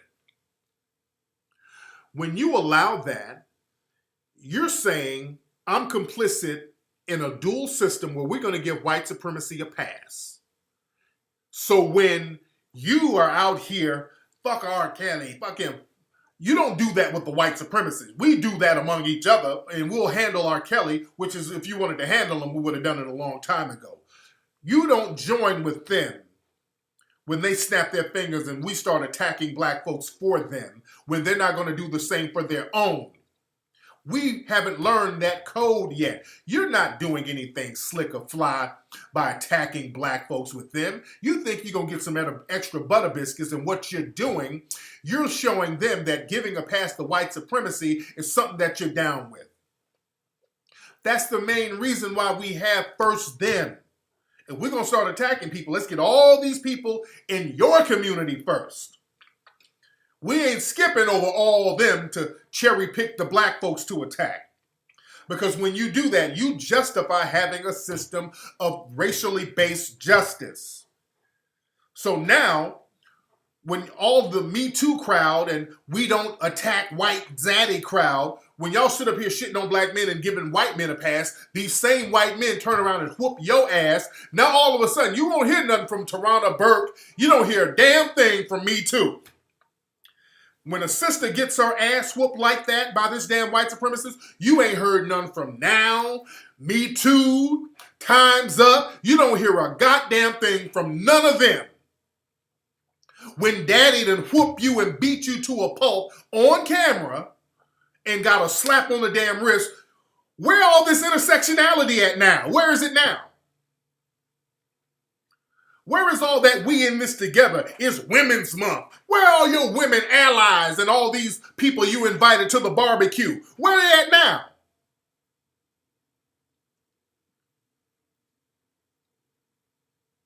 Be on code. These women are on code with white daddy. They're on code with them. Let me explain something to y'all. Black folks, we gotta learn not to be the dumbest folks in the room. When you are dealing with these white supremacist women, with the whole Me Too and all that, notice none of the white men are going to jail. They're only putting black folks in and out of jail. Bill Cosby's in jail. They talking about OJ, all that stuff. R. Kelly's going to jail every week. I was arguing with one of those Me Too white women the other day. She was talking about, well, this is not about race. Our movement has brought down several white men. What white men have you brought down? Clearly, name a white man you put in jail. Well, we caused a lot of white men to lose their jobs. Woman, what you did was help white men get severance packages. What the hell you mean brought down? You bring the white men down by having them switch positions and get transferred and then get millions of dollars in severance packages. Do you know all these white men who these white women are quote unquote attacking? They get cashed out, like Bill O'Reilly got cashed out. Harvey Weinstein getting cashed out. All these dudes are getting all types of severance packages. That's how you brought them down? They're getting tens of millions of dollars while Cosby's in jail. See, it's equal. We brought them down by helping them get millions of dollars. Let's move as all these people. See, watch the words. They think they're slick. They try to play dumb. They think that they're slick. See, what it is, when they attack white men, it's all about, hey, white man, share some of that money with us. Jail is for the Negroes. Jail is for the Negroes. See, when white women attack white men, it's like, we're going to all practice white supremacy. I just need more of the spoils of war. I need you to share some more of that money with us. That's why they ain't gonna let the white man go to jail now. I ain't gonna. That's why ain't nothing gonna happen to Harvey Weinstein. Nothing is happening to Harvey Weinstein. They're just trying to quietly get this man's charges dropped. He ain't going to nobody's jail. They're about to start divvying some of that little money up to some of these women. This is a money grab. That's what some of these sisters who's around these white supremacist women need to understand. It's these women who, and they know that, but they have so much hatred and vitriol for black men and black society. And let's be very clear. Let's be very clear. All of these women who's around the Me Too, that whole crowd, that shea butter crowd, many of these are these immigrants. Many of these are these first and second gen immigrants who they don't like black men or black women. I really want y'all to understand that whole Me Too crowd, the shea butter Twitter and feminine, most of those are these immigrant women who cannot stand American black women. That's why they've never done anything for you. They cannot stand American black women. They think that you're beneath them. They can't wait to replace you. They think that you're hood rats. That's why they come and try to, they mimic black, so-called black dialect. I want y'all to peep something. Y'all remember that Nigerian chick, Lovey, that she can, who's calling black folks Akata and all that. Remember that interview she did? She said something very interesting, and I want y'all to pick up on this. Oh yeah, they really hate light-skinned women too, but that's another thing. But that Lovey chick said, yeah, when I came to America, I remember trying to fit in, so I started talking like everybody else. I thought that was very interesting that she said that. And I noticed with Lovey, she over-exaggerates a lot of slang. Who do that though? What that is though? I noticed she over-exaggerates a lot of slang. I picked up on this from a lot of these immigrants. They over-exaggerate black slang, what they think is black slang. I saw that other chick who was on one of those Love and Hip Hop shows, that Jessie Wu chick. She was talking some shit about D.L. Hughley. She took on this real urban hood rat, vernacular, tonish thing in her voice. But then I found out she's like a Haitian immigrant. So I noticed, yeah, Amanda Seales, she does that too. That's why her special was I Be Knowing. That was the name of her comedy special, I Be Knowing. See, notice they use this overly exaggerated Ebonic slang. Notice that? They get into this whole voice inflection thing that's extremely exaggerated. And notice and this is another thing I picked up on. By listening to people like Kodak Black and a lot of these other immigrants, especially down in Florida, how they talk. Fuck this shit, bitch, nigga, go out there and do that. I noticed, look at a lot, I want y'all to really peep this. This is something that I really thought about. Where they get that talk from? A lot of people who get that talk, that overly exaggerated broken English, where the hell does that come from? 21 Savage talks like that. And we found out he's an immigrant. He wasn't born over here. And I've been saying this for years. Have y'all noticed a lot of people, some of these people with this crazy, insane vernacular in their voice, a lot of these people are not really from here. And it's not a Southern thing, because look, I grew up in the South. Listen to me. And I've talked about this before. I grew up in the South. I grew up down in Birmingham, Alabama, and Leeds, Alabama. I don't talk like that. Nobody in my family talks like that. That's not a Southern thing. That's a goddamn lie. That is not a Southern thing. That is not a Southern thing. No, it's not. That is a lie. The way these niggas are talking now, that ain't a Southern thing. That's something else. That is not a Southern thing. I challenge you to look at old footage, because I'm a historian. I look at a lot of old footage from the South and all that. Black folks didn't talk like that back then. Black people didn't talk like that in the South. You look at even some of those civil rights marches, black folks weren't talking like that in the South.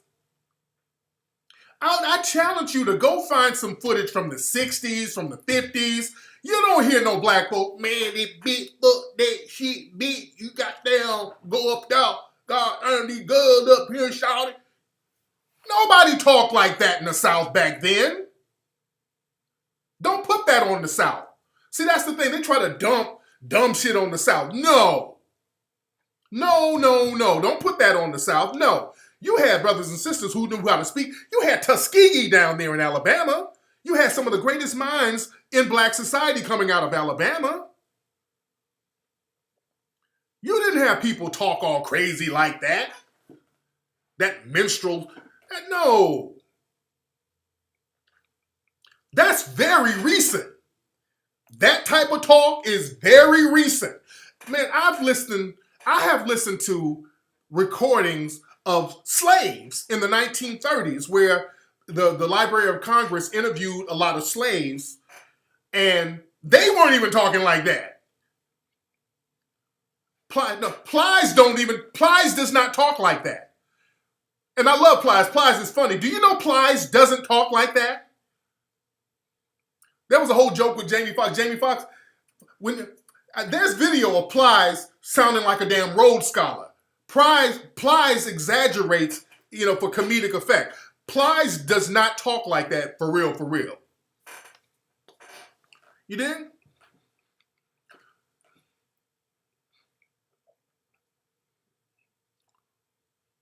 There's interviews with Plies where he's sounding like a damn English professor. That's the thing. A lot of dudes kind of put that voice inflection thing on for show. Yeah, Plies is a very intelligent dude. You got intelligent, articulate, my man. David Banner's from Mississippi. David Banner don't talk like that. There's dudes who talk with a southern accent, but it ain't on that big up, that down, over, down, and I got that three there. No. Even T.I. is very country. He has a very country accent, but T.I. be using every word in the damn dictionaries. T.I. is articulate as hell. T.I. is a smart dude. Killer Mike. Killer Mike has a southern accent. He don't be talking that dumbass talk. Very intelligent brother. You dig? A lot of these folks, they take on... These are people who are really outsiders of black society. I want you to start looking at these folks. When I start looking at them and I start looking at their background, a lot of these folks come from other places. And then what happens, they come around us and then they get into this exaggerated speech of what they think that a black person should sound like. Just like white people. Just like, you ever see white people who grew up in a hood? They talk more ghetto than a black person. They talk more ebonics, just like white folks get around black folks. Shawty, what up there, shawty?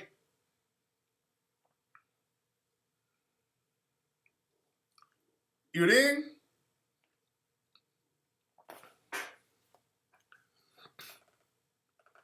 Yeah, you watch these folks, man. You watch these people. Cardi B, she's another one. Her stuff is very exaggerated. Very over the top and exaggerated. Yeah?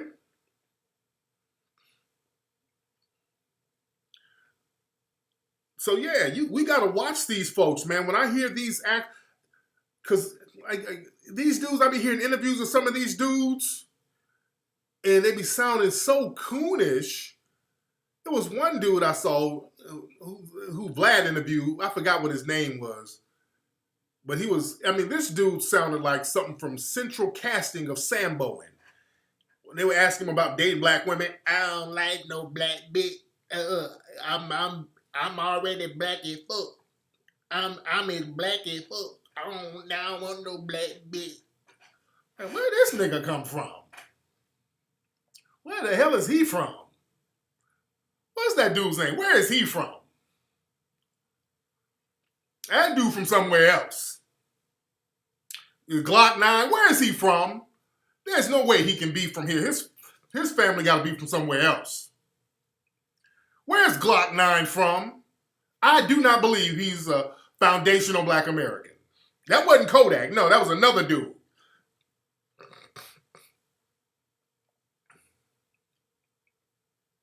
Yeah? I know he's from Florida, but where's his family from?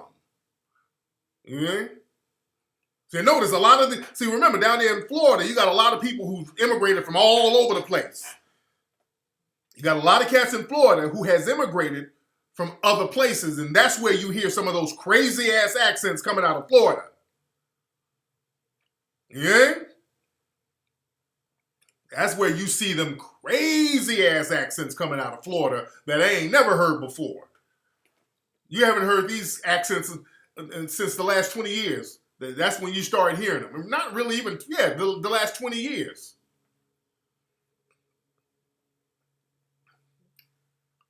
Yeah? Glock 9 is Filipino? That dude? Really? Oh, let me look that up. That dude is Filipino? Hold on 1 second. Hold on. Let me look that up. Because, he talking like that, you can't be from here originally. Hold on. Hold on 1 second. Let me see something. Y'all, bear with me. Let me see something. 1 second. Hold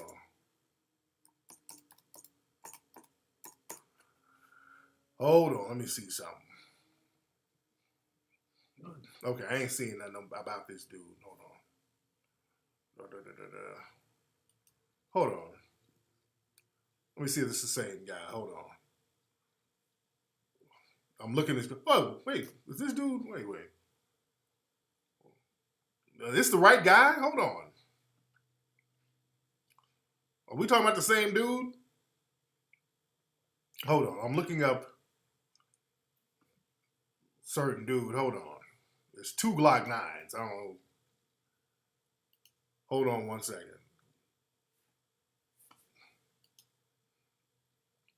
Hold on 1 second. Let me see something. Oh, we're talking about 2 different people. There's somebody else. Okay. It's 2 Glock 9s. Okay. It's one for, okay. Y'all talking about a Filipino dude. Okay. No, it's 2 different dudes. 2 different dudes. Okay, yeah, it's 2 different dudes we're talking about. Yeah, the dudes with the dreads. Yeah.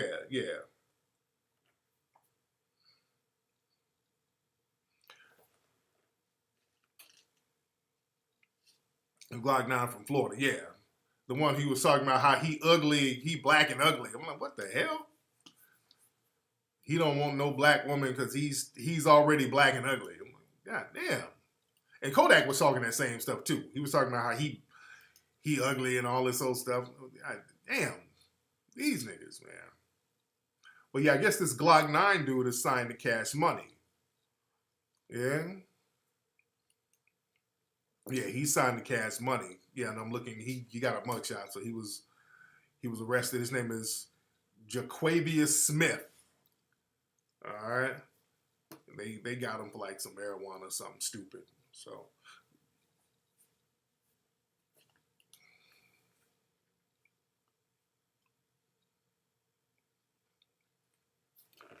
okay, so he's a Caribbean cat. Okay, yeah. Again, yeah. So when I hear those accents, it's no. That's not us. Yeah, that ain't us. Yeah, that's okay. Yeah, we got to be very, very. This is why I like to differentiate to a certain foundational Black American. See, this is why I circle our wagons to a certain degree because I don't want everybody dumping all of these other groups onto us, even though we're all in the system of white supremacy. But certain people's behavior patterns, man, when it's crazy, we ain't got to take ownership of it. Yeah? Yeah, Tekashi 6ix9ine, that's another one. Yeah, a lot of these folks, man, they're not native Black Americans. When you hear these crazy ass accents where you can barely, it's almost another damn coon language. No. And see what happens, cats come over here with this coon speak, and then they be like, oh, look at how Black folks are talking. Then we got to answer for this coon speak? No, we don't talk like that. No, that's why I'm like, we're going to have to let some of these folks hold their own nuts. Don't put that on us. Foundational Black Americans, we value articulation. We do. So that's another thing we're going to have to start cleaning up our image and not letting people dump their garbage on us. Just like that dude up there in New York. They caught that dude. What's my wife doing? Come here, Lexi. They caught that dude who kicked that woman on a train. Some dude started kicking this woman on a train. Now, he said that the woman had threatened him and his lady or whatever. I don't know. I don't know what that was about. But that dude kicked the woman on the train. It went viral. And his name is Mark Lopez. So he must be like a Puerto Rican or a Dominican. Mark Gomez. I'm sorry. Gomez. I'm sorry. Mark Gomez. So he's some type of Dominican or Puerto Rican. So don't put him on us. Don't put him on us. Because we don't, generally, if we ain't on crack, we ain't going to kick nobody in the head, especially no old lady. Even if we had a beef with her, we ain't doing that. So yeah, don't put those Negroes on us. They arrested the dude. Good riddance. But don't put that on us, though. Don't put that Negro on us. Yeah, you kicking a lady in the head like that, then yelling World Star. No. Do not put that on us, and don't put World Star on us either. World Star, that was a website launched by somebody who was not a foundational Black American. All these gossip sites with all this gossipy filth on it, that's not really us either.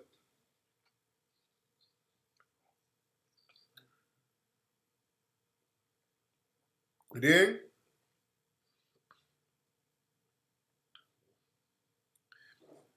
Yeah, he looks black, that's why they put him on us. Yeah, but I'm differentiating that he ain't one of us. He's not a foundational Black American. Yeah?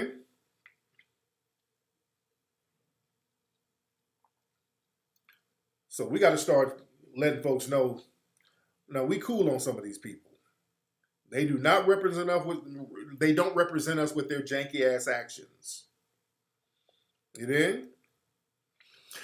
And another thing, these other groups, and this is why we just got to really circle our wagons, and we got to stop arguing with all these other groups about ADOS and Foundational Black Americans.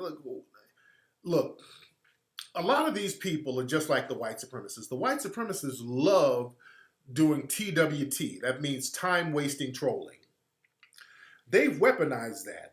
They love wasting your time because if you're arguing with them nonstop about nonsensical nothing burgers, then you're not going to be focused on what you need to do to empower yourself.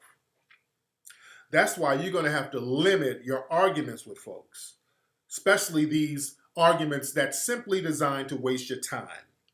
The white supremacists are very good at doing that, and now you have all these other groups, these non-foundational Black American groups who are doing the same thing. You have a lot of these groups who like to start these pointless arguments with us, talking about, well, y'all ADOSs, y'all anti-immigrant, y'all anti-African. So what? If they think that, so what? I don't give a damn who thinks that. I'm not going to sit up and just argue back and forth. No matter how much you explain it, they're going to still play dumb, and they're playing dumb so they can waste your time. I don't even go there with nobody. I'm not going to even entertain that. Because we've answered that multiple times. That's nothing but a deflection talking point. They know it's not true, but if they just keep saying it and we keep answering it, we can just argue in a circle nonstop. I am not answering no dumbass questions like that or any dumbass arguments like that. It's a pointless argument. Because if we're arguing about do we like them or not, we ain't focusing on getting this paper. That's all I'm focused on. So if you think that, go knock yourself out, but you're going to think it over there. Because I'm not even having a conversation with you about what I'm supposed to get here. We're supposed to get something. It really doesn't have anything to do with you, and I ain't about to argue with you because it's pointless to argue with you. Because it's too easy to debunk them, and once you debunk them, okay, I didn't win nothing. I done wasted my time debunking somebody, and where's my prize in debunking you? So it's nothing but a time-wasting mechanism. Because on my live, I would have people call up to my live to kind of give, okay, what's your counter argument to black folks in America really going to get what's deserving to us? We're going to get what we're supposed to get. So what's your counter argument? And there's always some old ignorant, silly garbage that can be debunked in 2 seconds. You dig? So I'm like, okay, why am I arguing with you? And it's basically just a bunch of goofy ass trolls just trying to get attention any way they can. So I'm not about to give nobody some attention just because they want it, just so they can get our focus off what we need to do. Everybody hit the subscribe button if you have not hit it. There's too many folks in here to not have hit that subscribe button. We here heavy. We got 2,000 likes. We're almost 6,000 people in the room right now. But family, it's nothing to argue about. Look, being an American descendant of slaves, that's not a club or a gang, or it's not an organization that you can join or not join. We're talking about a lineage. People are acting like this is some kind of supper club. It ain't. We're talking about a lineage, a bloodline. We're talking about a bloodline that leads to the foundations of America. Either you have that foundation or you don't. The hell am I going to argue with you about? We're talking about my lineage. The hell, you don't know nothing. I know my lineage. Both sides of my family come from plantations in this country that built the wealth. What is there to argue about? What am I arguing with somebody about that for? About my family's bloodline and what's owed to me and others like me. What the hell am I arguing with you about? Really, what are you arguing about? So somebody come over here with that fuck somebody with some fucked up accent talking Ebonics who ain't really from here. What am I arguing with them for? Man, you don't want no Pan-Africanism. What the hell has that got to do with what I'm doing over here? The hell does that have to do with my bloodline leading to the foundation of America? What does that have to do with that? Man, y'all just make it seem like y'all don't like people from Sierra Leone. It's always some old bullshit ass argument, some straw man, Sambo babble argument. Okay. It's the same argument. They have no argument, so they make up something. Notice there is no real argument. They always have to make up something that was never said. Just like when they get on Joy Reid. Yes, you got a lot of people, like that one dude with the individual braids. Yeah, you got a lot of people out here talking about they want reparations for American descendants of slaves. But what it's really about them supporting Trump. Then they start, I don't even entertain that. Because you can't address that directly. You can't address it directly. Well, they're talking about reparations, but what it really is, this is really about COINTELPRO and Russian bots trying to disrupt the Democratic Party. Sambo babble. Sambo babble. You dig? And then, what's interesting, you got some of these non-black immigrants trying to chime in. I've seen a lot of Asian cats come in talking about, because we've been shutting them down. One cat was talking about, well, I think some Asian dude, I forgot what his name was Well, I think it's too late for reparations right now because, dude, what do you mean it's too late for black folks to get reparations? It wasn't too late for the Japanese to get reparations. It's not too late. The hell you mean it's too late? Who determines who it's too late for? The hell does that mean? And I've had some Latino immigrants hit me up talking about they never owned slaves. Why do they have to pay? Man, your whole existence here is because we paid. What the hell are you talking about? Black folks, understand this. These nonsensical arguments people are trying to throw out there. Dude, if you are from any other country, Latino, wherever you're from, the fact that you are here is because we built a country and we built the wealth of the country so that you could have a place to hop on a boat and come on over here and enjoy the wealth. We built the American dream for you. The American dream means all groups can come over here and benefit off the free labor that black people created. That's what the American dream is. We did all the hard work. Let's be real. And let's stop lumping ourselves with other groups. We are so different. We are not like any other groups. We built the wealth of this country. We did all the hard work so that everybody else can float through. I don't want to hear nothing about how hard they had to pull themselves up. Y'all didn't do nothing. You got off a boat and started eating. You got off of a boat and started eating because we fixed the table for you already. Man, don't ever let nobody, some Johnny come lately, come tell black folks what the hell they need to do. Well, I made it. My grandma came over here with $2 to her name and she pulled herself up by the bootstraps. My grandma came over from Ireland. She came over and she did it. She didn't have anything. Let me tell you something. She didn't have to have anything but whiteness. When you got here, being white was a come up. That's why she left Ireland. Wasn't nothing popping in Ireland. You didn't get it popping in Ireland. You were over there eating potato soup, starving, picking lice out your scalp. And you got on a boat and came over here and ate. DJ Vlad likes to talk about how his family is Russian. Yeah, Vlad, I know you're listening. Hey, man, my family's Russian. Hey, hey, man, hey, we didn't own slaves. Hey, my family's Russian. And your broke ass family came over here eating off us, dude. They came over eating off us. You came here because it wasn't popping where you were. The goodies were here that we put on a table for you. You came over here because the goodies were here.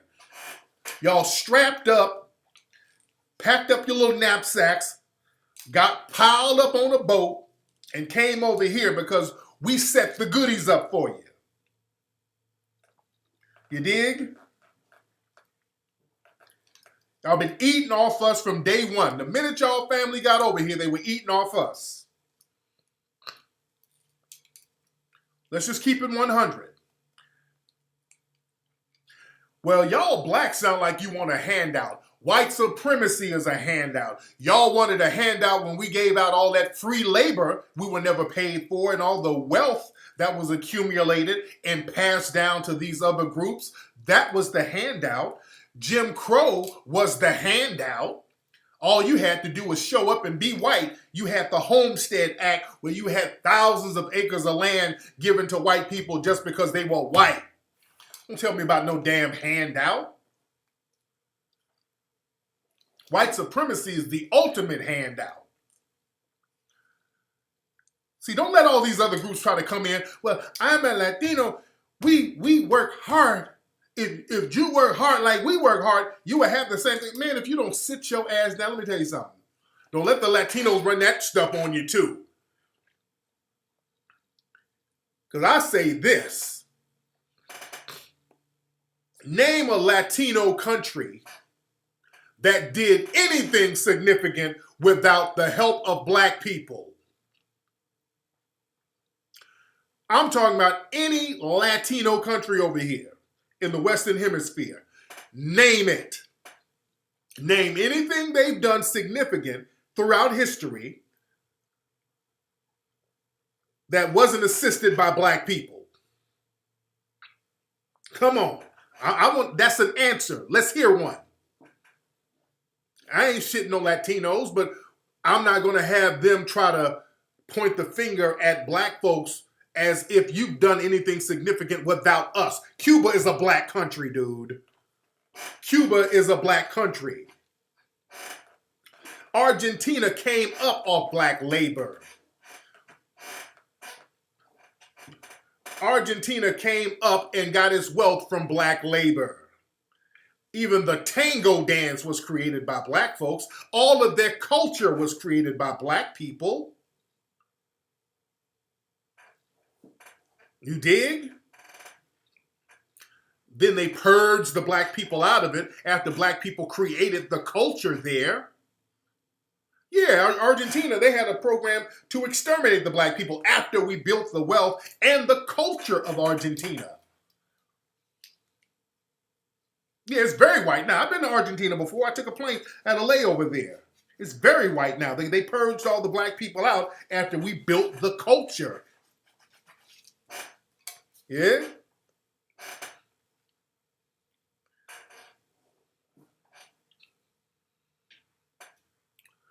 Look up the culture. Look at Cuba. Look at the culture of Cuba. All that is black. All the culture of Cuba is black. All the food, all the stuff, that's black stuff, dude. All the food in Cuba, everything cultural about them drums, Santeria, all that stuff is black. All the culture of Cuba is black, dude.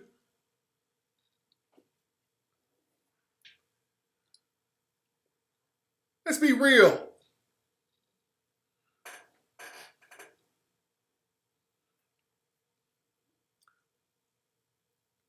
Look at these places and look at their culture. Let's go to Mexico. The Spanish, we got the Spanish off their asses. It was people like Gaspar Yanga, a black dude. Vicente Guerrero was the one that helped them get their independence. That was a black dude.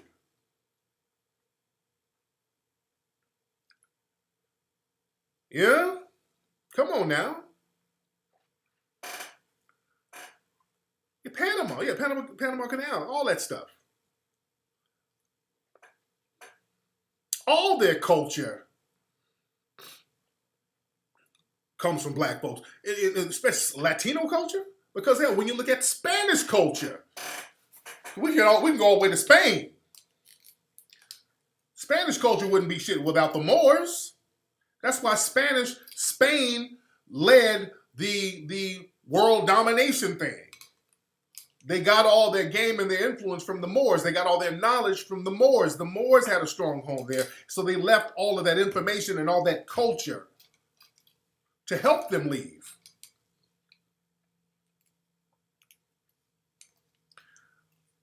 Dude, I've been to Costa Rica. Do you know this? African statues all over Costa Rica. I've been to Costa Rica before. They got these black statues and African statues everywhere in Costa Rica.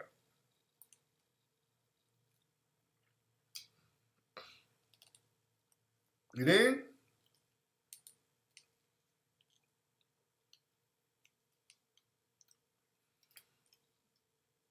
So yeah, look at the culture of all these folks. Look at the culture. Yeah, the Moors went in there and stopped the plague from wiping out the people in Europe.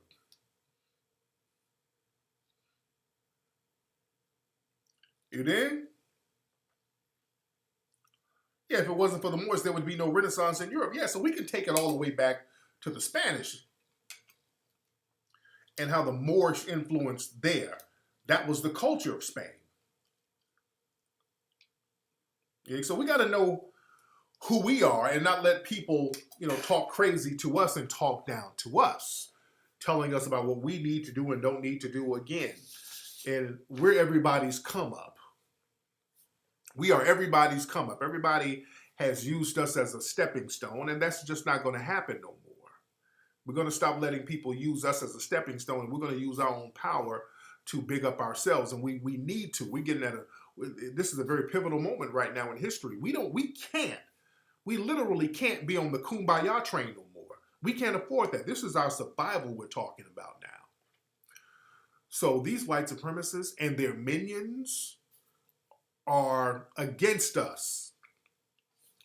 And we have to get tangibles. If we do not get tangibles, we have to abandon their system. We cannot participate in a system that no longer works for us because it's an unjust system. And the system is decidedly anti-black. Participating in a decidedly anti-black system is suicide. So we were participating in this system without us getting tangibles. That's the equivalent of suicide. That makes no sense for us to do. That's the equivalent of suicide. Listening to some of these trickle-down, lift-all theories, that's suicide at this point. That's suicide. When somebody's coming to us saying, hey, we ain't going to give you nothing, but we're going to give you a trickle-down program that's going to disproportionately affect you. No. Right there, somebody's trying to get you to commit suicide. That's how serious we got to be. If somebody wants to sit up and have a circular argument with you about you looking out for yourself and your group, they're trying to convince you to sit out and wait for your suicide. No. Yeah, don't be distracted by that Mueller. That report means I don't care nothing about that. That Mueller report that has nothing to do with us don't mean nothing. We need to get the bag. Who's giving us cash? Who's giving us money? We need the bag. We need cash payments like other groups have received. I don't want no hugs. I don't want no truth and reconciliation. I don't want no more apologies. I don't want no marches. I don't want to go to Selma. I don't want to hear about no trickle down. I don't want no free education. That's another trick. Don't ever let them fool you with that free education. It means nothing unless you get a bag to go with it. That free education don't mean nothing, nothing, nothing. They've been running that game on us for the longest. That free education don't mean nothing if you do not have an economic base to go with that. You know, give us the money, we'll get the land. Give us the money. We need checks, regular checks. That's what we need. Do not be afraid to say it. See, we think we're going to offend people. Fuck them. Let them be offended. They're shooting your damn children in the back. What the hell are you worried about them being offended? I really wish black people get off this thing where we're afraid of offending people and your kids are getting shot in the damn back. And people are sitting around twiddling their thumbs. These sisters are getting beat up in the street by white men. And another thing, brothers, if you sitting up filming this stuff while somebody's getting their ass whooped, you need your ass whooped too. If you see an elderly person get hemmed up or some sisters get hemmed up and you sitting there giggling, yelling world star, you need your ass kicked too. Y'all got to cut that out. See, black folks, we think, okay, white folks are going to be mad at us. They's going to be mad at us if we ask for some money because you know they don't want you to have nothing. So we try to stay broke so we can make everybody else comfortable. No, I ain't comfortable. Our lives don't have to revolve around making white supremacists comfortable, making anti-black racists comfortable. That's slave talk. We don't need, dude, I don't care. You know what else was uncomfortable? Slavery. Slavery was uncomfortable. Jim Crow was uncomfortable. Lynchings were uncomfortable. Black folks' land getting stolen from them was uncomfortable. Redlining was uncomfortable. Denied home loans were uncomfortable. Denied jobs were uncomfortable. The civil rights movement getting dog sicked on you was uncomfortable. There's a lot of stuff that's uncomfortable. Don't give a damn about them not liking what we talking about. The hell, I don't give a damn. Hell, your whole existence has been uncomfortable. Don't care about them getting offended. Let them get offended. Yeah, Tuskegee was uncomfortable. Y'all get off this stuff about being scared. And also, just because some white people are being nice to you, you don't have to forfeit over everything. The minute somebody white is nice to you, black folks get to melting. Your hardened spirit get to melt. And all of a sudden, racism don't exist no more because some white person was nice to you. You can be nice. You can be cordial. You ain't got to be a Sambo. You can be nice and you can be comfortable. You can be cordial with people. You don't have to be a Sambo. Oh, Lord, they ain't like everybody else. No, you ain't got to be like that. The other day, I was yesterday. Was it yesterday? I think it was yesterday. I got to get the tire on my car checked. But my light came on, and it said I got to put some air in my left front tire. So I'm driving, and I go to the little AM/PM store. And it was already a car pulled up to it, but it was an old white lady. She was looking around confused, so I was waiting on her, but okay, I don't know. She might be waiting on somebody. So I pulled my car up, and I started putting air in my tire. So the old white lady, she didn't know, I guess, how to put air in a tire. So she's like, "Sir, can you help me put air in my tire? I don't know how to do it." I said, "Sure, I'll help you." So I put the air in my tire, and then I went around. I said, "Where's your tire?" "It's right here. I don't know if it's low." I said, "No." So I still had air left in mine. So I put some air in her tire. "Thank you so much. I just really don't know how to do it. And I didn't know if the car was low or whatever." So I put it in. I said, "No problem." I put air in her tire. I'm done. And then I got up and tried to give me $5. I said, "No, ma'am. It's fine. I insist." "No, ma'am. I don't want your $5. She tried to tip me. She did try to tip me. I refused. We kind of went back and forth about it. I would have felt like a coon if I would have took the $5 though. That's why no, Lord, no. I would have felt like a coon. And low key, the way she kept trying to force the $5 on me like I needed it. I'm like, "Lady, I'm about to." I insist. I'm like, "Lady, I live in a mansion, 2 house. No, I'm just my house. I live in a $2 million house. I didn't want to say." She kept trying to force it like I really needed it. I almost got offended.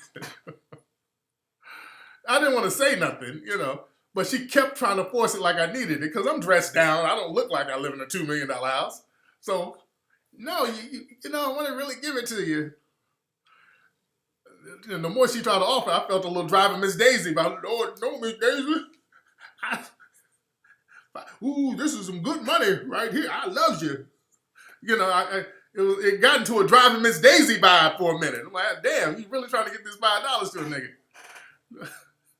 "Lord, with this much money, I'll drive you around and we'll read the green book together." I'm like, "All right, okay, no ma'am. I'm good. I promise you I'm good." Then I thought about, I'm like, wait, this could be reparations. Hold on. I started thinking about it. I'm like, could this be some reparations? Or could it be like a little coon budget? That's what I'm thinking.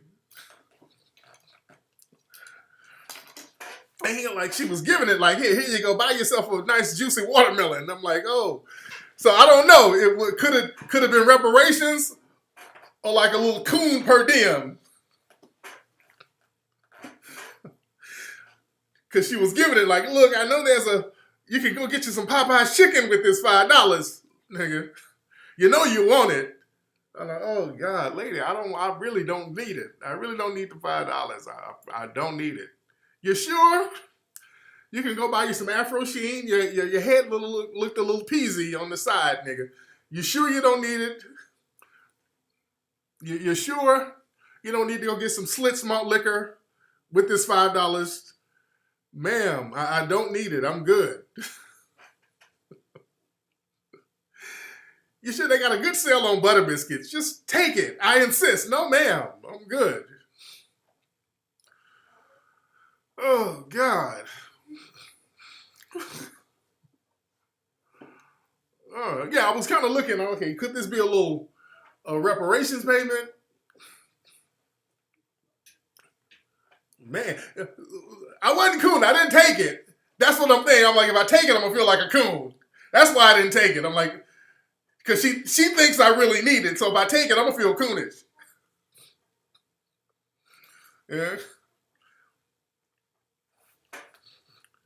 But as Neely Fuller said, we should get money from them. We should. Because they're the ones, they control money, so we should give them. So I low-key should have took it, you know, but I just didn't want to feel like a driving Miss Daisy Coon. That's the only reason I would have took it, you know. But just the way she kind of offered it to me, she had a look in her eye like, look. She was looking at me like, look, I know you need it. You and your little Negro family, you probably got some little kids that haven't eaten in years. Go buy them some noodles, some ramen noodles with this. She had that look like I really needed it. I'm like, oh, lady, look, I'm good. But it's a shout out to that white lady who offered me the $5. Shout out to the white lady. But you know, I didn't want to drive around reading the Green Book with her. Man.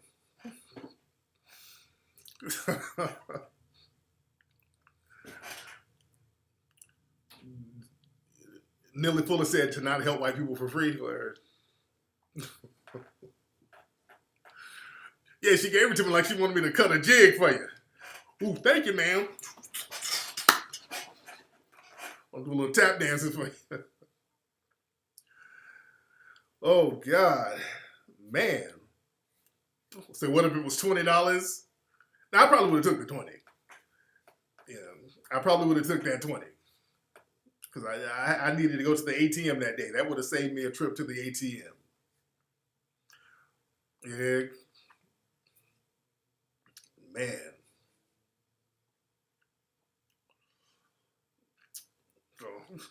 So I would have the Shiggy challenge. Man. Say ramen doesn't digest. But yeah, man, look. Don't be afraid to say to people in the dominant white society, we need that money. They're the ones who have it. They're the ones who have it. But again, even if we don't get it, we still have our own group economics too. Let's be very clear. We do have our own group economics that we utilize.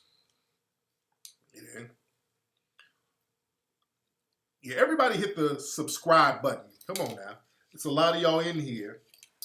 A lot of you are not my subscribers yet. It's 6,000 folks of y'all in here. Hit that subscribe button.